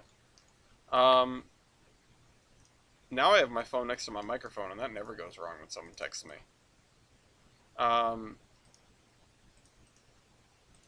Let's check his phone. How much juice can this thing output? I think like 650 watts. And my power source currently is 600 watts. So if I ask for more than that, it's immediately going to trip. It already, sometimes trips on its own. So it's just, it's great for like a lower end computer or for like some really basic stuff. Hooking it up to the server is probably the last thing that I would do with it. But the thing is, I need the server to run just all the time, and I lose power less often than it has to do self-tests. So, if it fails a self-test, I have to reset it, I have to restart the server. But at least that's on my own time, because then I can hibernate the server and then shut it down. Yeah, I'm about to interrupt my uninterruptible power supply, exactly. Okay.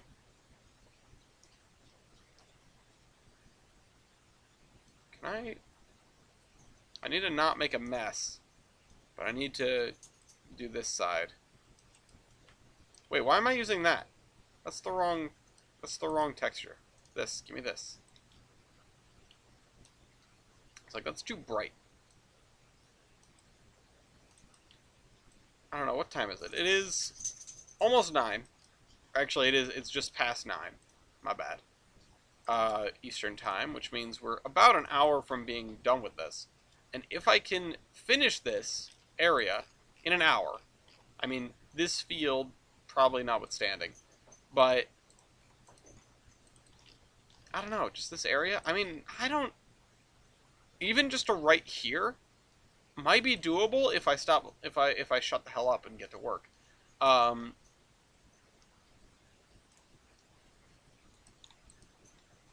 All right.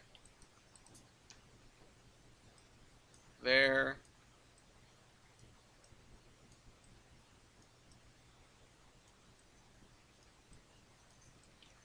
Just gotta smooth the dirt. I'm building a little mud castle. That's what I'm doing.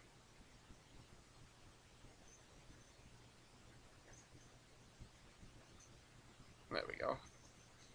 That's basically what I'm doing. My fat's got his squeaky that doesn't squeak anymore. He's a maniac. Throw it into the Black Sea, yeah. Yeah, there we go. Now you're thinking.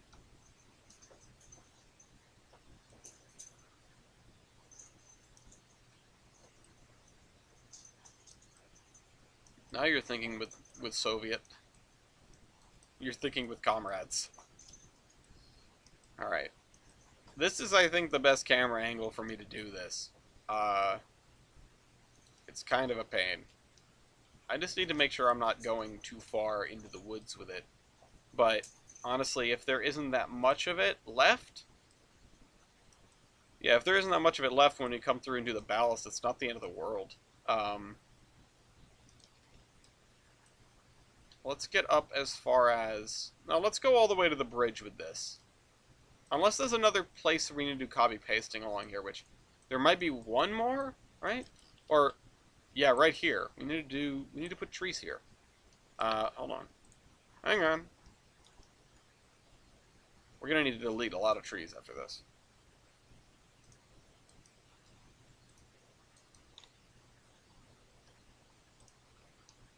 Now I've got I'm bringing sexy back stuck in my head. Because of the take it to the blank. Like, there's lines in there, take it to the bridge, take it to the chorus. And just can't not hear those when certain phrases are, take it to the blank. When that's said, when I say it, when someone else says it, can't not hear it as Take it to the cars. Uh, you know. I can't even tell the last time I've actually heard that song. But, you know, it's one of those things. Oh boy, sexy back. Alright. I need I'm bringing sexy back, but it's the D&H. Okay. There.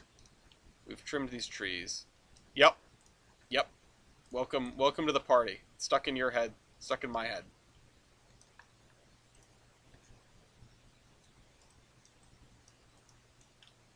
There we go. There we go. I mean, I could test the AI, maybe, but there's better odds that it's just going to crash and break.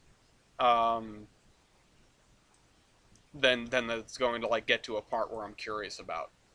You know, it's probably not going to work. Is the thing. And that's why I need to upgrade. I need to upgrade the computer. I need to upgrade, you know, the GPU and stuff. I'm not CPU limited. If I go into here, I can see, oh, well, there's 100% CPU.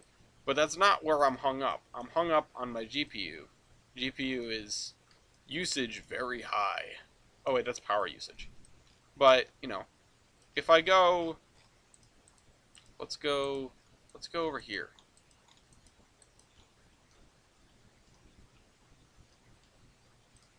I really thought it was GPU limited. Maybe I am CPU limited. No, because that's CPU right there. This is, oh yeah, it is. 98%.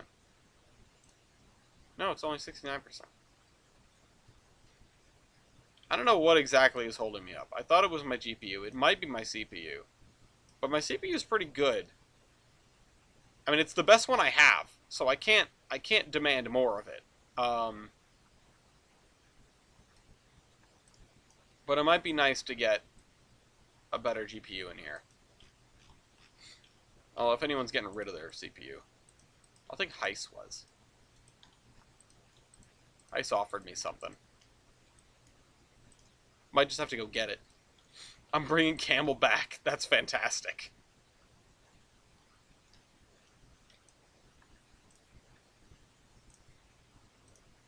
That'd be the Erie.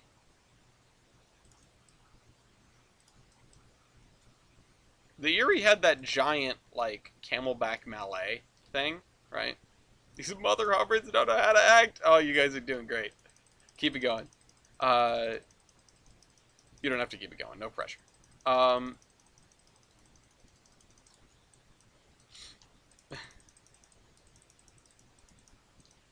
But, yeah, no, yeah, the Erie had that giant Malay Camelback, right? The thing that I called the most steam locomotive. Like, I despise Camelbacks, but that thing is special. On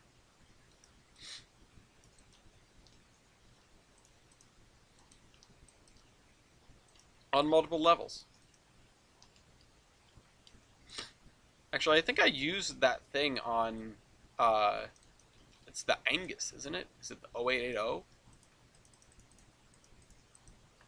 So I think I was using that in OpenTTD.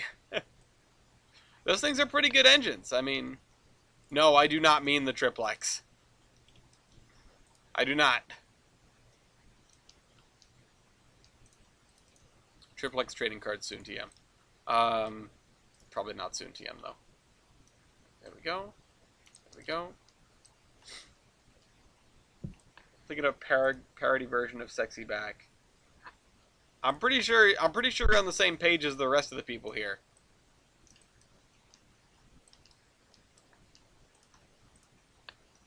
Alright. Scoot that back. I'll just delete this tree. Bye. Oops, and I deleted one too many trees. Alright.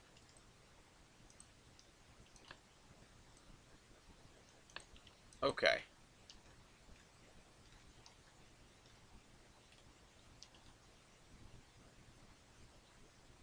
World's largest tank engine. No. No, negatory.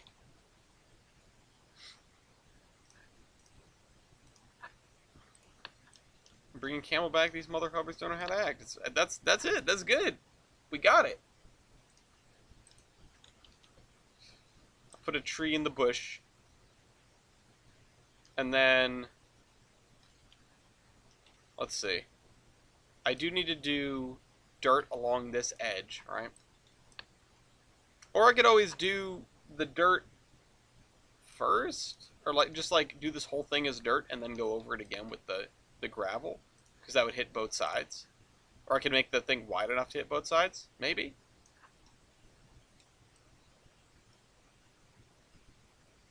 And that's too small. Too small. Wonder how the rest of the lyrics. Yeah, no, I don't know about that. I don't know. It's the small, it's the bits that count.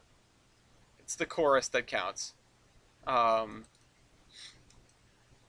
plus, those are the only lyrics that anyone ever remembers from Sexy Back anyway. So, you don't need to worry about the rest of it.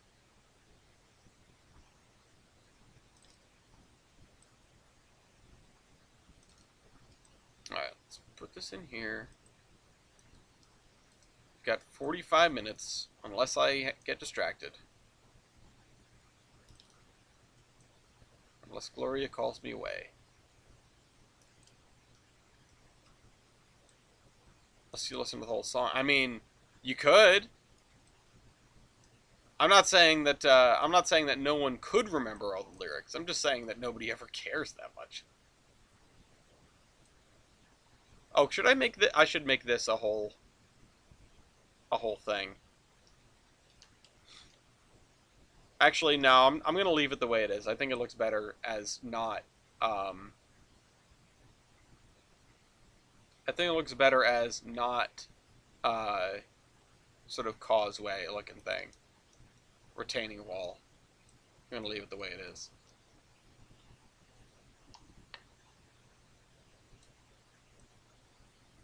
But just average person on the street, they're just going to remember, you know, I'm bringing Sexy Back. And then the following line. And that's probably it. That's all I ever remembered. And it's just one of those things, and it's one of those songs where you get like a really catchy portion. And you can have that on songs that aren't even necessarily good or necessarily that you don't even like, you know? Not to like diss a lot of popular songs. Popular songs are popular for a reason, partially because they get shoved down our throats. But you know, they're popular for a reason. And a lot of them are just because they're catchy. I mean,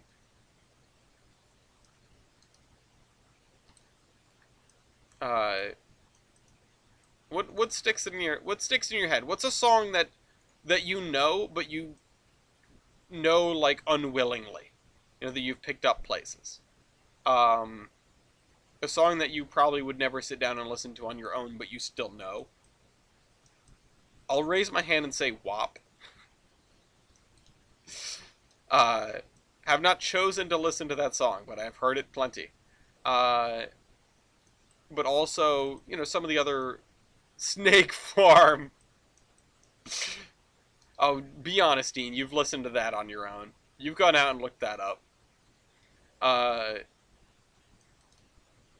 Oh, that's so, yeah, that exactly. All I Want for Christmas Is You is such a good one. It's so, yes, that's the perfect answer to this question this time of year.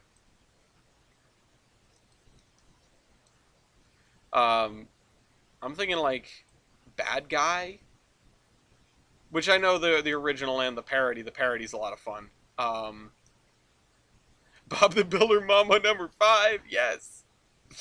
Is that in the Iron Horse and Radio? I really hope it is. I don't know if it is. The radio is not running right now. I need to turn it back on. I haven't been listening to it lately just because I haven't, like, been in the position to be listening to it lately. I'll neither confirm nor deny. That's as much of an answer as I needed. Thank you, Dean. I've looked it up. At least once. Yes! I'm sure everyone here has been the internet long enough, has, like, knows the do at the beginning of Never Gonna Give You Up. Like, These days you get spared by an ad more often than not if you don't have an ad blocker turned on YouTube. It's just it comes up with the song and it's like, oh no, no, no, no. You help YouTube find help YouTube answer by answering a quick survey, and you're just like, no, not Rick Astley again. Um, Never gonna give, never gonna give.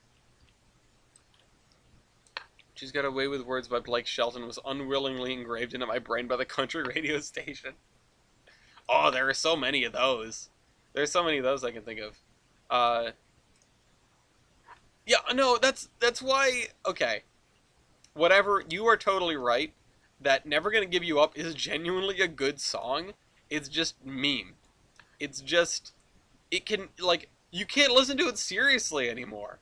I can't listen to it seriously. I just think about like, man, if anyone heard me listening to this seriously, it'd be like, oh, the Rick Roll song, and it yes, yes, but also, come on, it's a good song. And the fact that Rick Astley is aware of his meme-ness and like leans into it a little bit is perfect. Uh,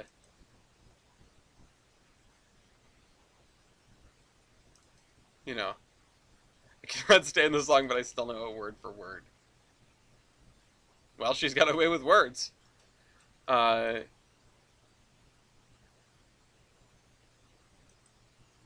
there are songs that, yeah. What is another one that I can think of? I mean, a lot of them are redeemed for me by like Postmodern Jukebox.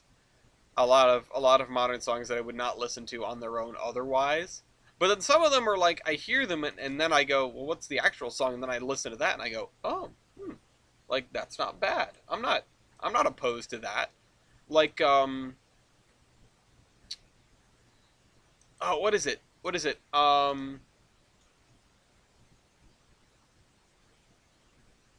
Levitating. Levitating. I love that song. I love both versions of that song. I love the redux or the rearrangement by Postmodern. I assume it's Postmodern Jukebox, and I think it's Postmodern Jukebox. Well, okay, more than a little bit, but uh, and the original, I both find them stellar, no pun intended.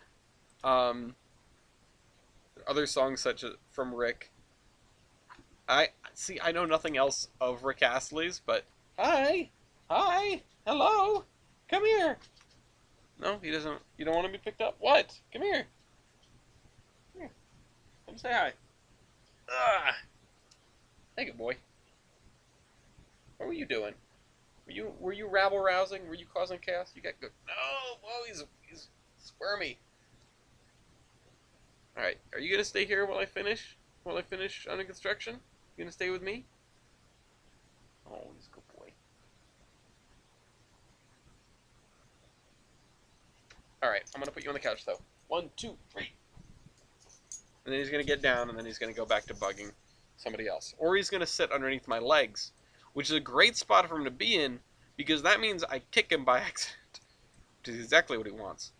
Um, Needles by System of a Down. This one's burned into my mind that I actually like. System of a Down is a good group. I don't know them very much, but I know of them.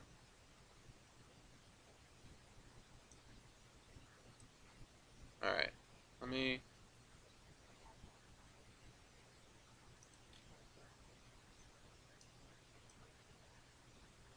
Uh oh. All right, there we. All right, so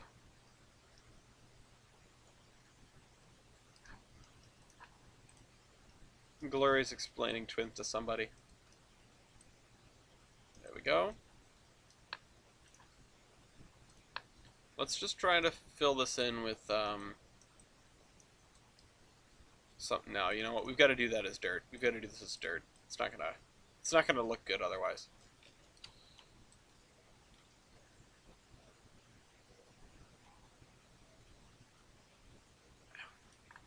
Armenians making government bad songs. Well, they are Armenians. They have a right to that.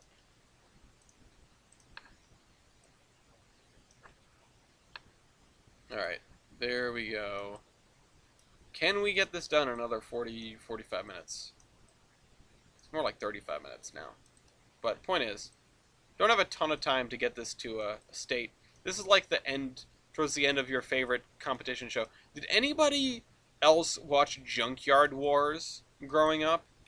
Because I watched the hell out of that show.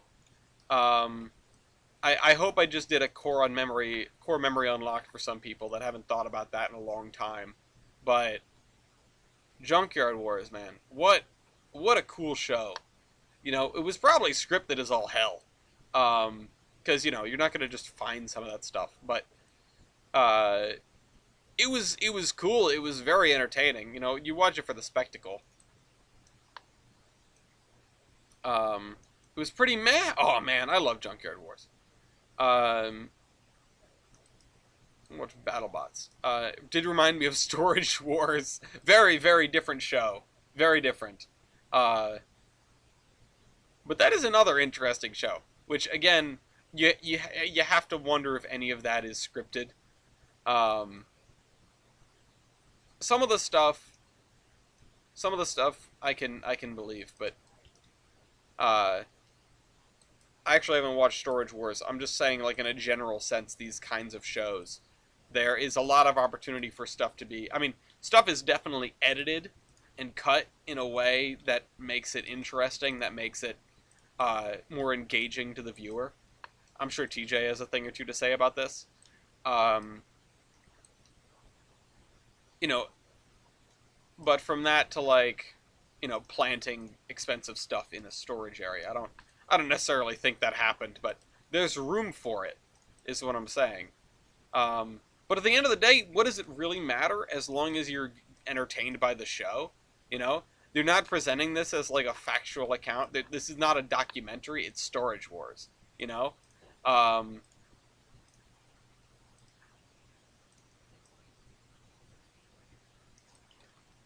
wonder how profitable buying random storage units and selling what's inside actually is. That's a really good question. You'd have to talk to, like, the actual people. It's scripted, but not in the traditional sense. They basically rig it. Oh, okay. Yeah, and that makes sense, you know? The whole genre is mostly fake. Yeah, and it's fake, but, like, fake with an asterisk, right? Because it's not like they're all paid actors. It's just not exactly what you see on the screen, not exactly what you see on the tin. I would understand. I've gathered, I suppose. But again, what does it really matter? You know, what does it really matter? Uh-oh. I have to get shown something. That's always dangerous. They're not actors. No, it's like the what's the Chevy commercials that are like, these are not paid actors. And it's like, yeah, no kidding, they're not paid actors. Or, you know, they're not, like, hired actors because they suck at acting. Want to see what Gianna got for What did Gianna get? Her godson? What? It's a treat launcher. Oh, what a good boy. Lafayette, you want a treat? Wait till Christmas. I figured, otherwise you would have come in here and be like, "Ugh." Probably not. I sat in the bathroom and sobbed for like 15 minutes. Oh, you were crying? I was crying. I was sobbing. Oh. I was sobbing in the bathroom. Why? You're on stream. I don't want to say it. Okay. So. As long as you're okay. Maybe. I'm not sure. Baby.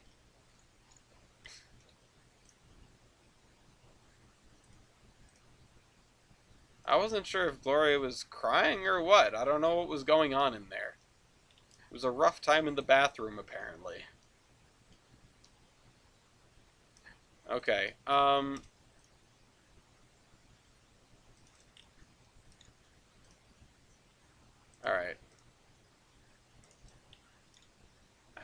Let's finish this up along here. I really did like American Pickers. Again, another one that's like rigged, question mark, or like the numbers that you see at least aren't good, or like it was, you know, the stuff they found was real, but like the interactions were redone. You know, that sort of thing. There's just, uh, I don't know what's going on either. Don't worry. I really, I don't know. It's on the other side of the wall. Oh, did you? Pickers is, I did some reading about it, and uh, it's not like genuine, but it's not fake. Um, Sometimes there's train stuff. Yes, we love that.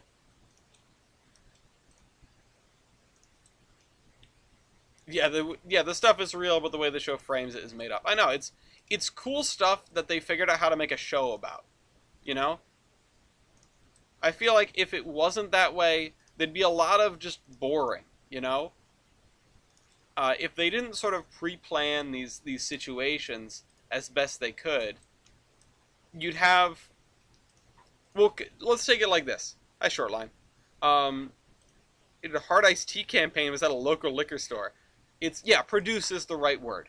Um, but here's the thing, right?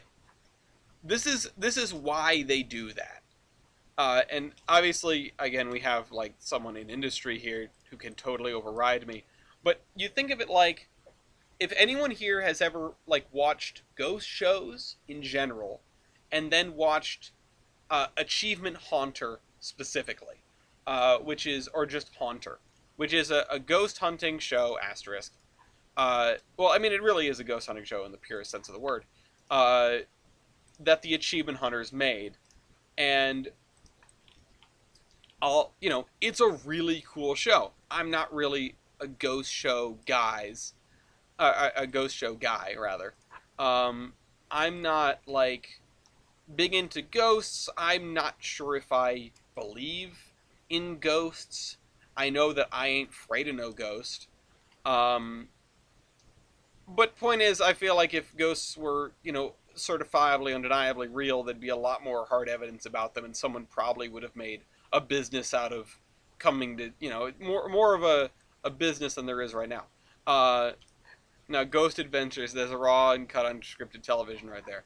Well, I don't know about Ghost Adventures specifically, but ghost shows in general are so heavily produced in order to heighten the, oh god, what was that? Oh, was that a ghost? That sort of thing. And the reason it's so, so sort of clear to me that it is that way is because Haunter is like the only one that wasn't like that. And I'm not trying to say that, oh, this show was better than all the other shows. But no, it's because you go through that show and you can tell that 90% of the time, nothing is happening to these people. They're just wandering around, they're trying to F with the ghosts, they're messing with their machinery. Uh, yeah, totally real TV is finding Bigfoot. Pawn Stars is neat. I like I like Pawn Stars. Um, it's another one of those things where I assume that it's sort of preordained, the stuff that comes in and the stuff that they film, because again it's yes, it draws in the crazy stuff because it's a TV show and people know about it, but if they didn't sort of predetermine some of that stuff, you'd have a lot of episodes that are just nothing. They didn't find Bigfoot yet. um, But the thing with Haunter is they fill time, Achievement Haunter, they fill time by having it be a ghost show that's more about the people than about finding ghosts. Where, they're messing with each other, they're playing pranks on each other, they are, just sort of doing things that you might do if you're in a place that is allegedly haunted with a bunch of your friends, as opposed to strictly trying to look for ghosts. Because if you're just trying to look for ghosts, you're going to be disappointed. Um, and they are most of the time. Like the head guy in the show, who is the bona fide believer, said like the most discouraging thing for him and his belief in the paranormal is doing a ghost show. because it's nothing happening when you're trying to be like overly critical about this in the moment. There's nothing there. Uh, as someone else once said, most ghost shows would be a lot more credible if every once in a while they said, "Nah, this place isn't haunted." Like, and yeah, that would make for poor episodes, but that's what I mean. They're shows. They're not 100% credible by that evidence alone because they never go to somewhere and dick around and find nothing. Uh, Whereas that happened in Haunter like almost every time, and it's not because they weren't doing it right. You know, they were antagonizing the ghost. They were trying to do like seances and summonings and all the machinery, or the machinery, but like the little, the things you use to find ghosts, the little handheld crap. Uh, all of the ghost hunting techniques. Like they didn't take it unseriously. In fact, they I would argue that they took it more seriously than your average ghost hunting show. Um, but they didn't find something. They didn't find stuff most of the time. And why is that? You know? And but the thing that's nice about it again is that they showed them not finding stuff. Uh, and added sounds in later. Yeah, I mean that doesn't surprise me. I mean, what are you gonna do if your viewers are coming to see ghosts? You gotta show them ghosts.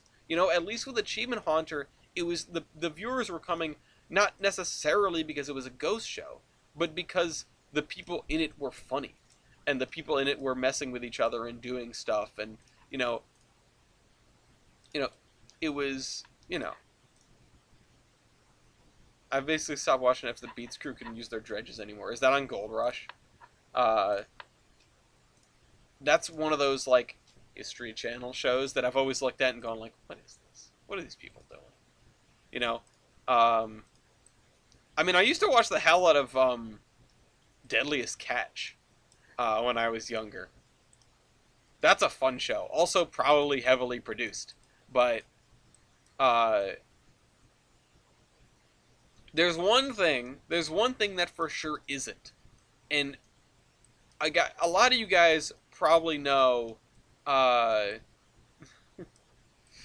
yeah, Deadliest Catch is a blast. A lot of you guys probably know of Bear Grylls and surviving or whatever. Better drink my own piss. That Ancient Aliens. Yeah, what a great show. If you want to watch Ancient Aliens, just watch Stargate SG-1. Okay, it's better. Um, of crew on Deadliest Catch, that's got to be cool. Um, but there was a Sim Hansen in the Northwestern. Is that another survival show? The thing that oh, Sig Hansen. My grandpa believes in ancient aliens. Believes ancient aliens. Nice. Awesome. Very dangerous. I mean, I don't doubt it. Even if it's produced, you're in a dangerous situation. You're in a place where people die. AKA Red Online. Close enough. Um, it's like if they had a series chronicling hiking up Mount Washington in the winter. It's like yes, this might be produced to be more entertaining, but how produced? How produced does it have to be? You're already in what is called like the worst weather in the world. Yeah, we already talked about Oak Island last time. You talk about a show that's produced. I remember my cousin John used to be wicked into that show. Um, and I was just rolling my eyes the whole time. Um, Ancient astronaut theorists, it turns out they make six figures. I mean, I feel like average is not your greatest help there. You might want to look for median, because there's probably that one guy in the History Channel making bajillions, and then everyone else making, you know, whatever Google AdSense brings you. Um, and like it's oh yeah, about the Survivor Man thing. That's there is Bear Grylls, whatever the hell his show is called. What is Bear Grylls' show called? It's like Men versus Nature or something. I don't remember. Uh, Man vs. Wild? Is that what it is? Um, Kid is on the crew for Survivor. I bet that's wild. Yeah, Survivor is in a really interesting like spot of produced versus genuine, and it's been running for so long. You know, um, yeah, no, Man vs. Wild. There was another show that was on at more or less the same time. Yeah, it was. I'm pretty sure it was Man vs. Wild. TJ said it first. Um, it was on at more or less the same time. It was called Survivor Man, and it was with a guy named Les Stroud. Yeah, the thing that set it apart is that he had no cameraman. He carried all of his camera equipment himself, and he was completely alone. He set up all the shots himself. He did he did everything without the assistance of a crew or a camera crew. Survivor is part game show, but that's what makes it. I think it's like credible in the sense that it's non-credible. It's like, yes, we've put these people in these situations. It's not like we threw these people on an island and they're doing a Lord of the Flies thing. Uh, they're not pretending anything. Uh, Survivor and Survivor Man are very different. Yes, that's yeah, important distinction. Survivor is borderline torture. Yeah, it is. I mean, these people sign up for it. It's rough. Um, yeah, Alone is another one. Again, I sort of I haven't watched most of these shows, but I used to watch Survivor Man, and it's sort of the gold standard that I like to compare everything against because it is rare that you don't have a camera crew. It's rare that you don't have someone with you. Um, or at least even a way to like get somebody to help. Naked. God, don't get me started with Naked and Afraid. Um, Remember Tracker? Was it? Oh God. Was it the show where there were just like the people that would just be on the run from the police or whatever? Oh yes, no, the horse guy. Yes. Oh, I totally remember that. That was so cool. Um, oh, I used to watch the hell out of that. Oh man, I love that. Yeah, yeah, yeah, yeah, yeah. You just unlocked a memory. I haven't thought about that show in years. I totally forgot it existed. There was another show that I was just thinking of, which is like pairs of people, and you're just basically set on the run. Like you have to hide from the police for a week or something like that. Um, and they have like the nation's best investigators or equivalent trying to track you down. I watched like half of that show and then I stopped watching. I don't know why. I just lost interest. But it was a really cool premise anyway. Um, I bet if I watched it again now, it'd be properly cringeworthy. I just wouldn't be able to get through it. Uh, Pretty sure they only made one season. I like we're doing TV shows today. We got through the politics segment. Now we're on the TV shows, and I'm okay with that. I think that's a good change. Um, and I kind of want to shift gears here and be like, uh, actually, Matt, I want you to show your grandfather Stargate SG-1 and ask him how much of that is true, or just show it to him like it's a documentary. Okay, don't actually do that. Don't do that. There's what are some things that would be really entertaining to pass as documentaries? Not like to make fun of the feeble-minded, but just be like, yeah, no, that happened. That happened. I was thinking like Titanic. Just kidding. I know that was real. Um, what would be a really interesting one to try to pass as a documentary? Um, it's got to like ride the line. I know the first thing that comes to mind is effing Battleship, and that's not it. That's not it. We're not covering up the fact that Hawaii was invaded by aliens, um, who were only beat back by Who Framed Roger Rabbit. That'd be really good. The implications of the Toon world. existing. Unstoppable was one. Unstoppable is not bad. Not a bad choice for that. There are not enough good movies that are filmed such that they could be documentaries. The politics system of transforming Hitler into Superman. I mean, true. UHF. The Matrix would be an interesting one. That would be a really interesting one. It would be tough to convince people of that because it's like a whole society thing. V for Vendetta, or not V for Vendetta. Yeah, V for Vendetta. Yeah, that was the one I was thinking of. Matrix. Men in Black. Oh, that'd be great. Men in Black or effing Wild Wild West. You can convince people Kelly's Heroes is a documentary. Yeah, you can do that. That's not bad. Well, a lot of war movies. Convince somebody Hogan's Heroes is a documentary. Effing love Hogan's Heroes. I grew up watching that. Favorite episode is Hogan's Hofbrow. What's another one? And I'm losing it here. You know what? The Departed. I'll just throw that one down. The Departed. I watch MASH like it is one. Yeah, fair. The new Elvis movie. I mean, a biopic is on the line. You know, it's a dramatized sort of thing.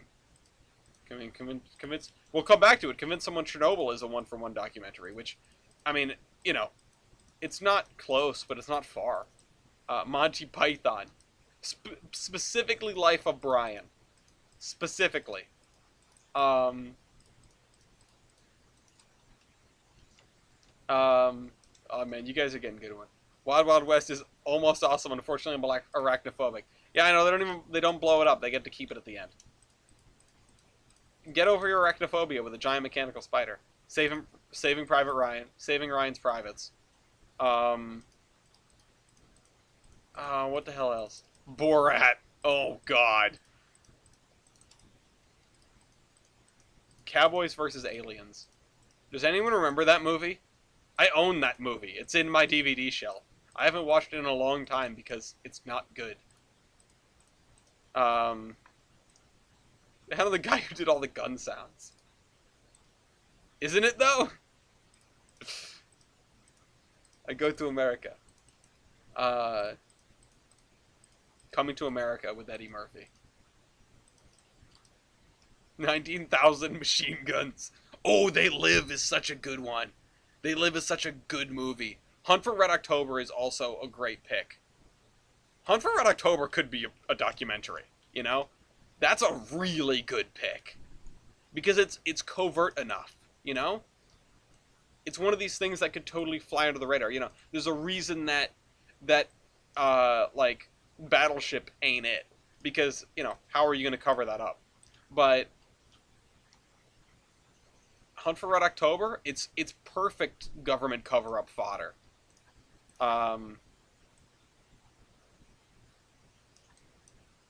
Shooter. I haven't seen that one. I have not seen that one. Ooh. Wait like a decade. Wait until we have like 10-year-old children, right? And then show them The Martian and tell them that's a documentary. That would be fantastic. Top Gun.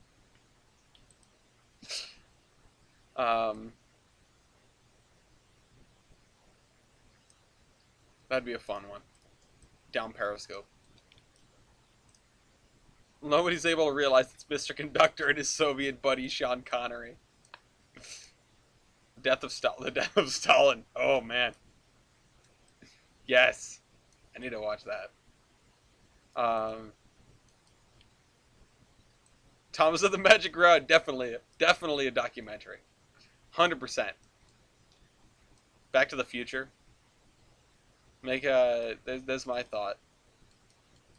Downfall. Yeah, that's perfect. I'm gonna go with Back to the Future, though. I mean, for all we know, Star Wars is a documentary. It happened a long time ago in a galaxy far, far away. Um, Forrest Gump. Yeah, another like relatively low scale one. Ooh, Green Mile.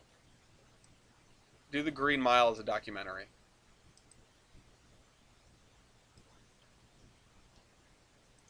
Fury. Ooh, you know what actually would be a fun one? And none of the following movies. None of the following movies. Just the original Jurassic Park. Interstellar could pass. Yeah, but I mean, I don't think you're gonna get that as a documentary considering. Um, as long as you don't explore space, Star Wars can either be confirmed or denied. Well, you can't ever deny it. You can't prove a negative. So, Jarhead. How about what's the one? What's the one with Robert Downey Jr.? Tropic Thunder. Um, Shawshank Redemption. Ooh, that's a good one. Oh, doing Grand Budapest Hotel is a documentary. Grand Budapest Hotel or shucks, what is it? The other one, Moonrise Kingdom. Those could be good documentaries of Wes Anderson movies, and Darjeeling Limited too. But I mean, those are like, small scope. Silence of the Lambs. Tropic Thunder is a documentary. Yeah, you're right. Damn. Um, um, Shark Boy versus Lava Girl. Which level of Tropic Thunder is the documentary here? This man's asking the real questions.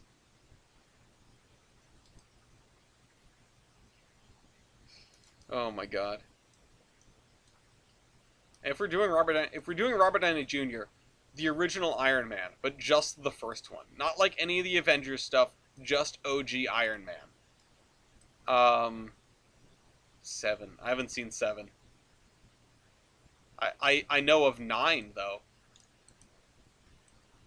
Wall-E is a documentary. Why has that made me think of Wall-E?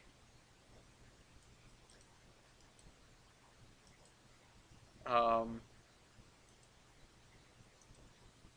what is a movie that? Oh, here's a departure, right? Here's a departure, and because it's filmed this way, it helps. And don't don't don't joke on me for this. But The Office. Just tell people The Office was just an actual like a reality show, you know? See how long until people any Mel Brooks film. Blazing Saddles is a documentary. I mean, the thing with The Office is that it is a supremely good show. I mean, there's a reason lots of people like it. Uh,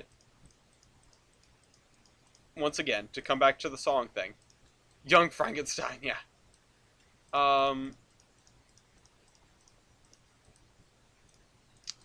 um, Sorry, I just got sidetracked with Frankenstein. Um, that one's on the real list. I think we've gotta watch that at some point. Also, spoilers: we did not get to do Die Hard because I don't own it. We did not get to do the Die Hard Christmas special because I don't own it. Oops. Um, Tangerine was shot all on an iPhone. Um, The Office is a supremely good show. I can't handle it. I can't stand it. The cringe humor makes me die inside.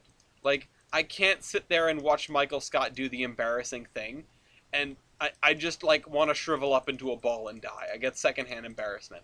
I couldn't make it through that whole show. My mom loved that show, and we would watch it together, but we would watch it, and I would just be like, ugh, you know? It's really funny, though. Like, uh,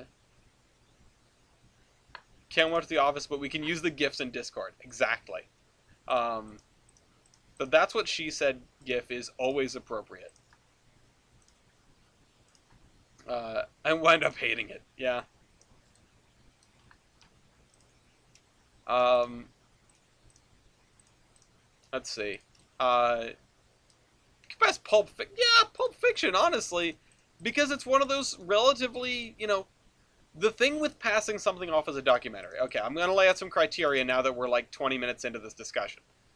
The thing with passing something off as a documentary is it has to hit a couple of important beats. It has to be, yes, Polar Express, Walking to Walking Dead.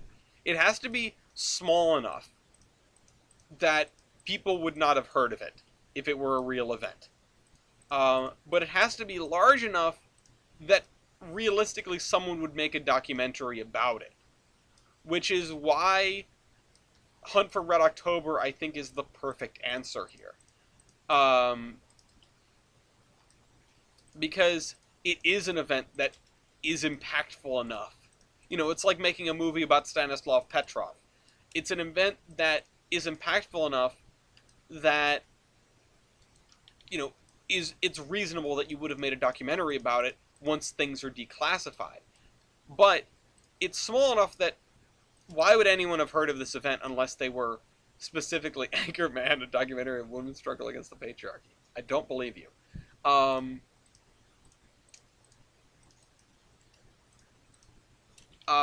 Crap. What was I saying? Yeah, it's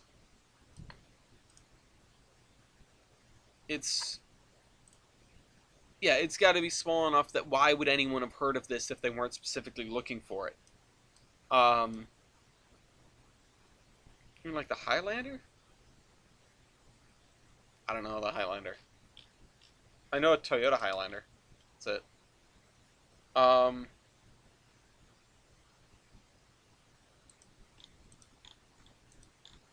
all right. Well, we've got this. Should probably fill this field in. We're almost up to the end here. What time is it? It's 9:56. The Train with Burt Lancaster. The Train, the German one. Space Jam was a pretty good documentary.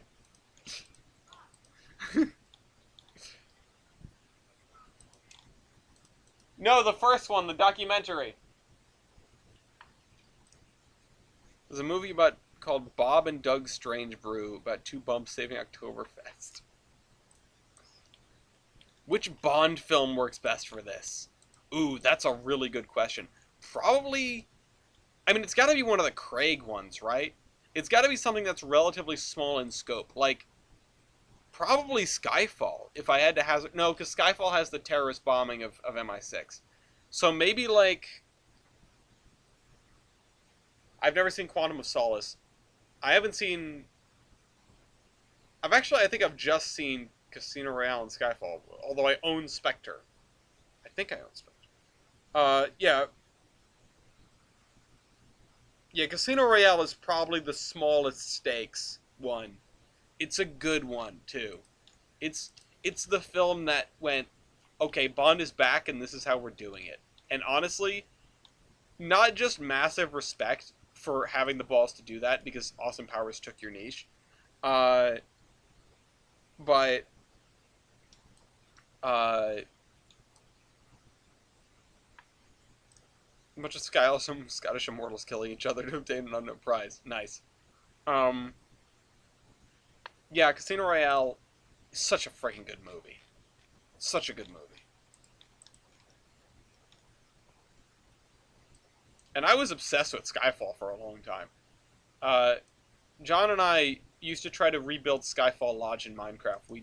He did it like 4 times, and I helped him with some of them.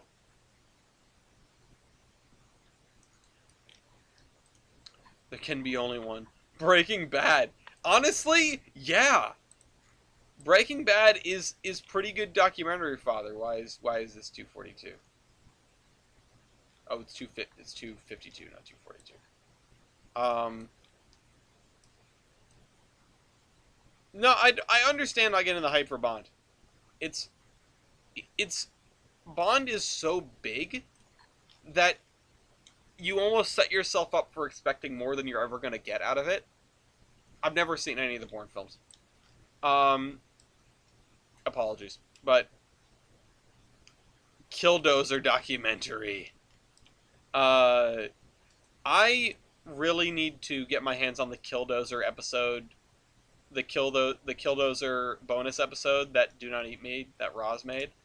I would love to watch that. I need to fix my Patreon, actually. My Patreon is not currently working because it was tied to the old card that I left at the mall. The Bourne Identity could be a documentary. Jesus, Bourne, it's Jason Christ. Alright, 149 degrees. Alex Rider. Oh, I remember Alex Rider. I think I've read some of those books. It's been a long time.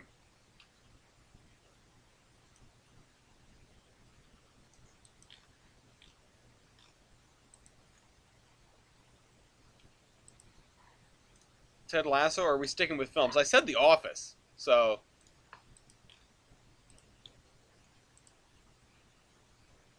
I like how we've gone from TV that's probably not real to movies that we're going to pretend are real. Always Sunny in Philadelphia. Yeah. Again, one of those relatively small scope things. Who pinged me? They were green. The modern age tech tree. Dina's died from ligma. Tractor. God damn it. The John Wick movies. Someone just killed John Wick's dog.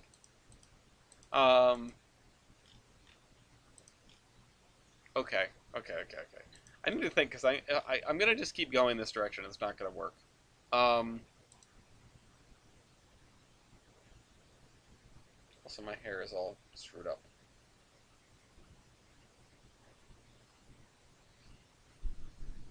Actually, what if we did... Because we're going to have fields all the way to here.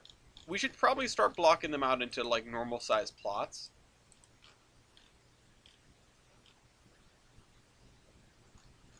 Monuments Men.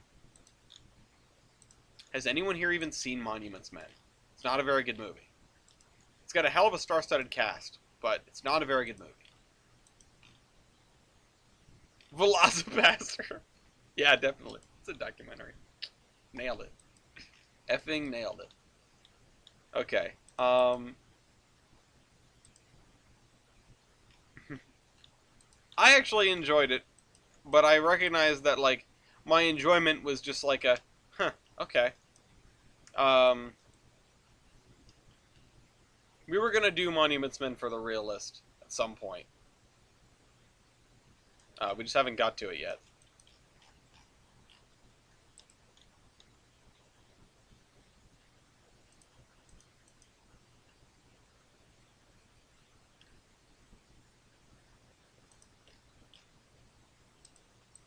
You could do a lot of horror movies as documentaries, like The Shining. The Shining is a documentary.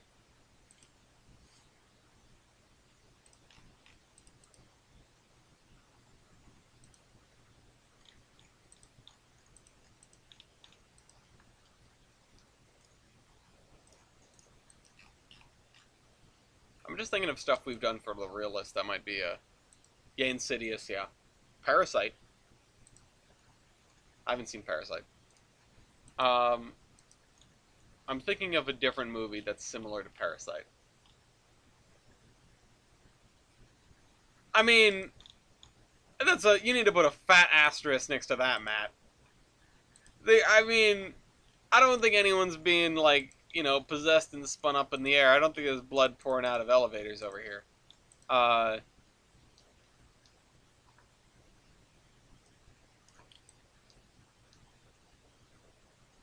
There are some things that are based on real events. I was wondering if anyone was going to bring up Blair Witch Project. I was wondering. Because that is sort of... It's shot like a documentary anyway. And in fact, it's what was sticking in my head when it came to something being staged and shot that way, where the cinematography is part of the movie.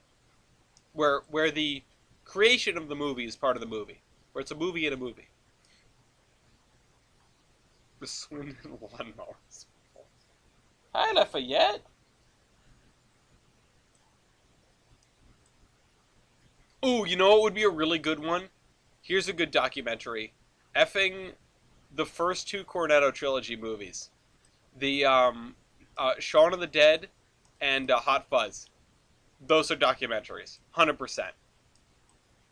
I mean, the Hot Fuzz definitely happened somewhere, you know. Um, it's like Paranormal Activity. Yeah, the South Dakota hedge trimmer incident. Oh, hold on, I've got a good one because we just did a realist on it. My cousin Vinny. Whiplash, yes. I'm so glad you brought up Whiplash.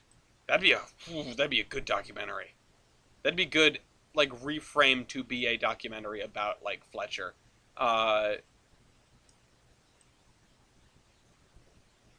Honestly, there's a chess prodigy that's been involved in all sorts of like potential cheating drama, and his name is Neiman. And every time I see his name written, I just think of Neiman from Whiplash, and I can't unthink it.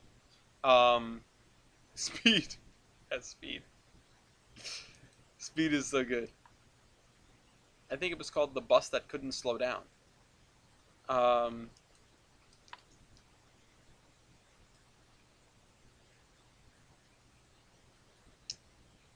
the last line of Speed has always just like befuddled me.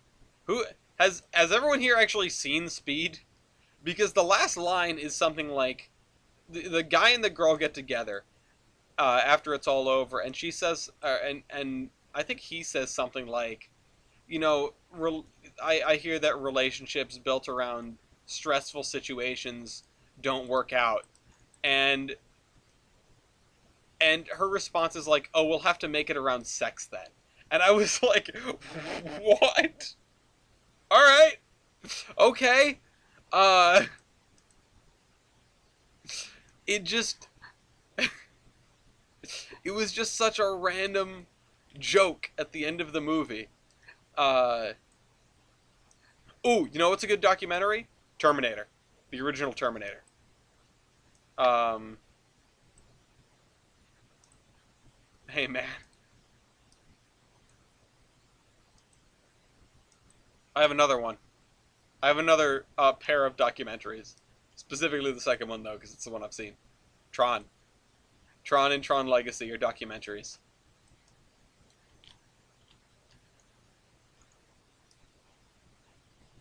It's also 1990's Sandra Bullock. Bill and Ted. Yeah. Stargate is a documentary, by the way. To come back to it. Just seriously, Ancient Aliens. You know, Demolition. I don't think you could pass Demolition Man off as a documentary. It's a fun movie, but I don't think you could pass it off as a documentary. And honestly, I don't remember how They Live ends, because I know that was brought up, and I praised that being mentioned, because honestly, it's a good movie. Um, Full Metal Jacket. Yeah, we brought that up. Kindergarten Cop. Zombieland, yeah. Well, I was thinking Shaun of the Dead because it's one of those things that, like, it actually wraps itself up, you know? Where the world doesn't end because of zombies. It's just, like, this one town that gets a zombie infection, and then the, the military comes in and kills them all, and, all set. Um, I don't want to spoil the ending to They Live because it's good and everyone who isn't spooked should watch it. Honestly, honestly, it's worth the watch. They Live is a classic.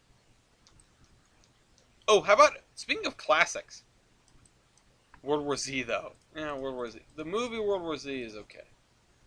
The book World War Z is incredible.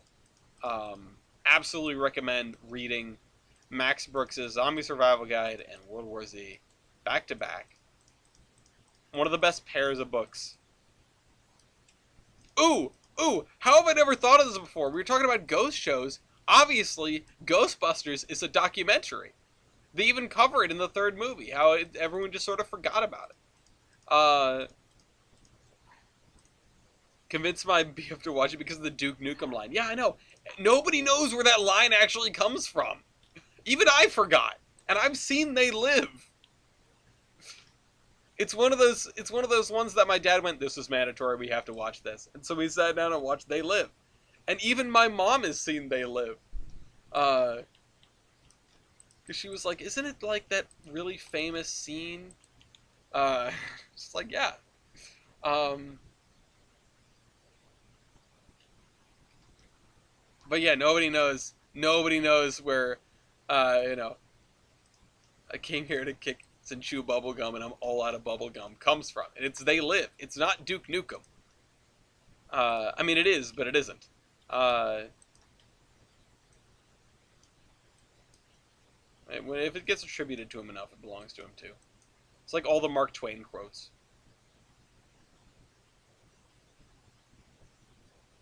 Mark Twain didn't say half of the stuff people said he said. Yeah, They Live is the definition of a cult classic. Ooh, Super 8 is an interesting one. That is actually in the butter zone, I think. Where it's impactful enough that it could get a documentary, but obscure enough that people wouldn't know about it. Yeah, Super 8's an interesting movie. I need to watch it again because I don't even remember what I thought about it. I remember coming out of it going, "Whoa," but I'm not really sure why. Um,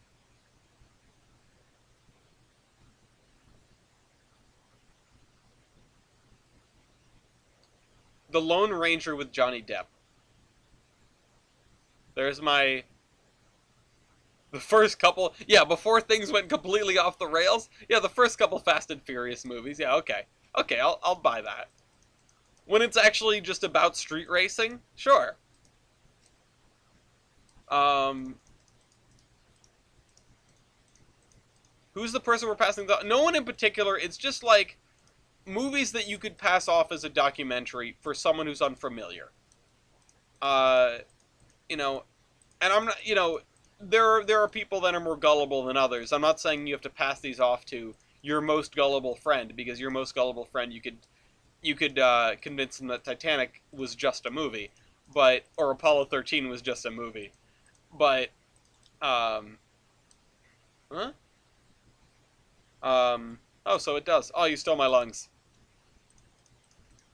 But no, I'm thinking about if I had to say a person, I'm thinking about like it's 15 years in the future and you have a 10-year-old kid and you're trying to show them a documentary from our time, you know?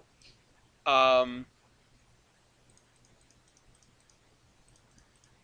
uh, so yeah, pulling these out like Hunt for Red October is a really really good one because of that. And I think that you could get away with Ghostbusters, right? Um, because it's that thing that happened, yeah, but nobody really, whatever. Nobody really talks about it anymore.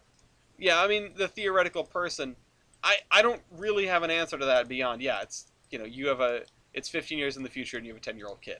If that can be my premise. You know what? I'm gonna go put this on Ask Reddit or something. Um, can the person not be from the area the film takes place in? Yeah, why not? Blues Brothers is a really funny one. Um, everybody, the Austin Powers movies. I mean, I mentioned Austin Powers earlier. I'm surprised nobody jumped on that. Um, Here, I have a documentary for you, The Iron Horseman Chronicles.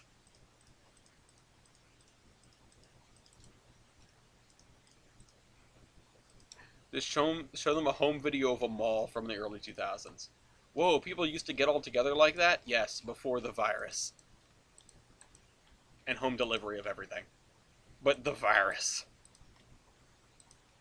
Iron Giant would be a fun one. Speaking of like main shenanigans, effing it, showing someone it, like we were talking about horror and supernatural stuff.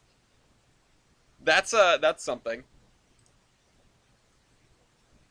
The theoretical person not being from the place makes a difference for a movie like Speed. I guess, yeah.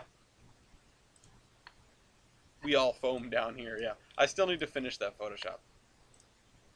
Why does it remind me of snow? It's the thing that I need to go work on. Alright, we made it to here. We didn't finish as far as I wanted to finish, but we did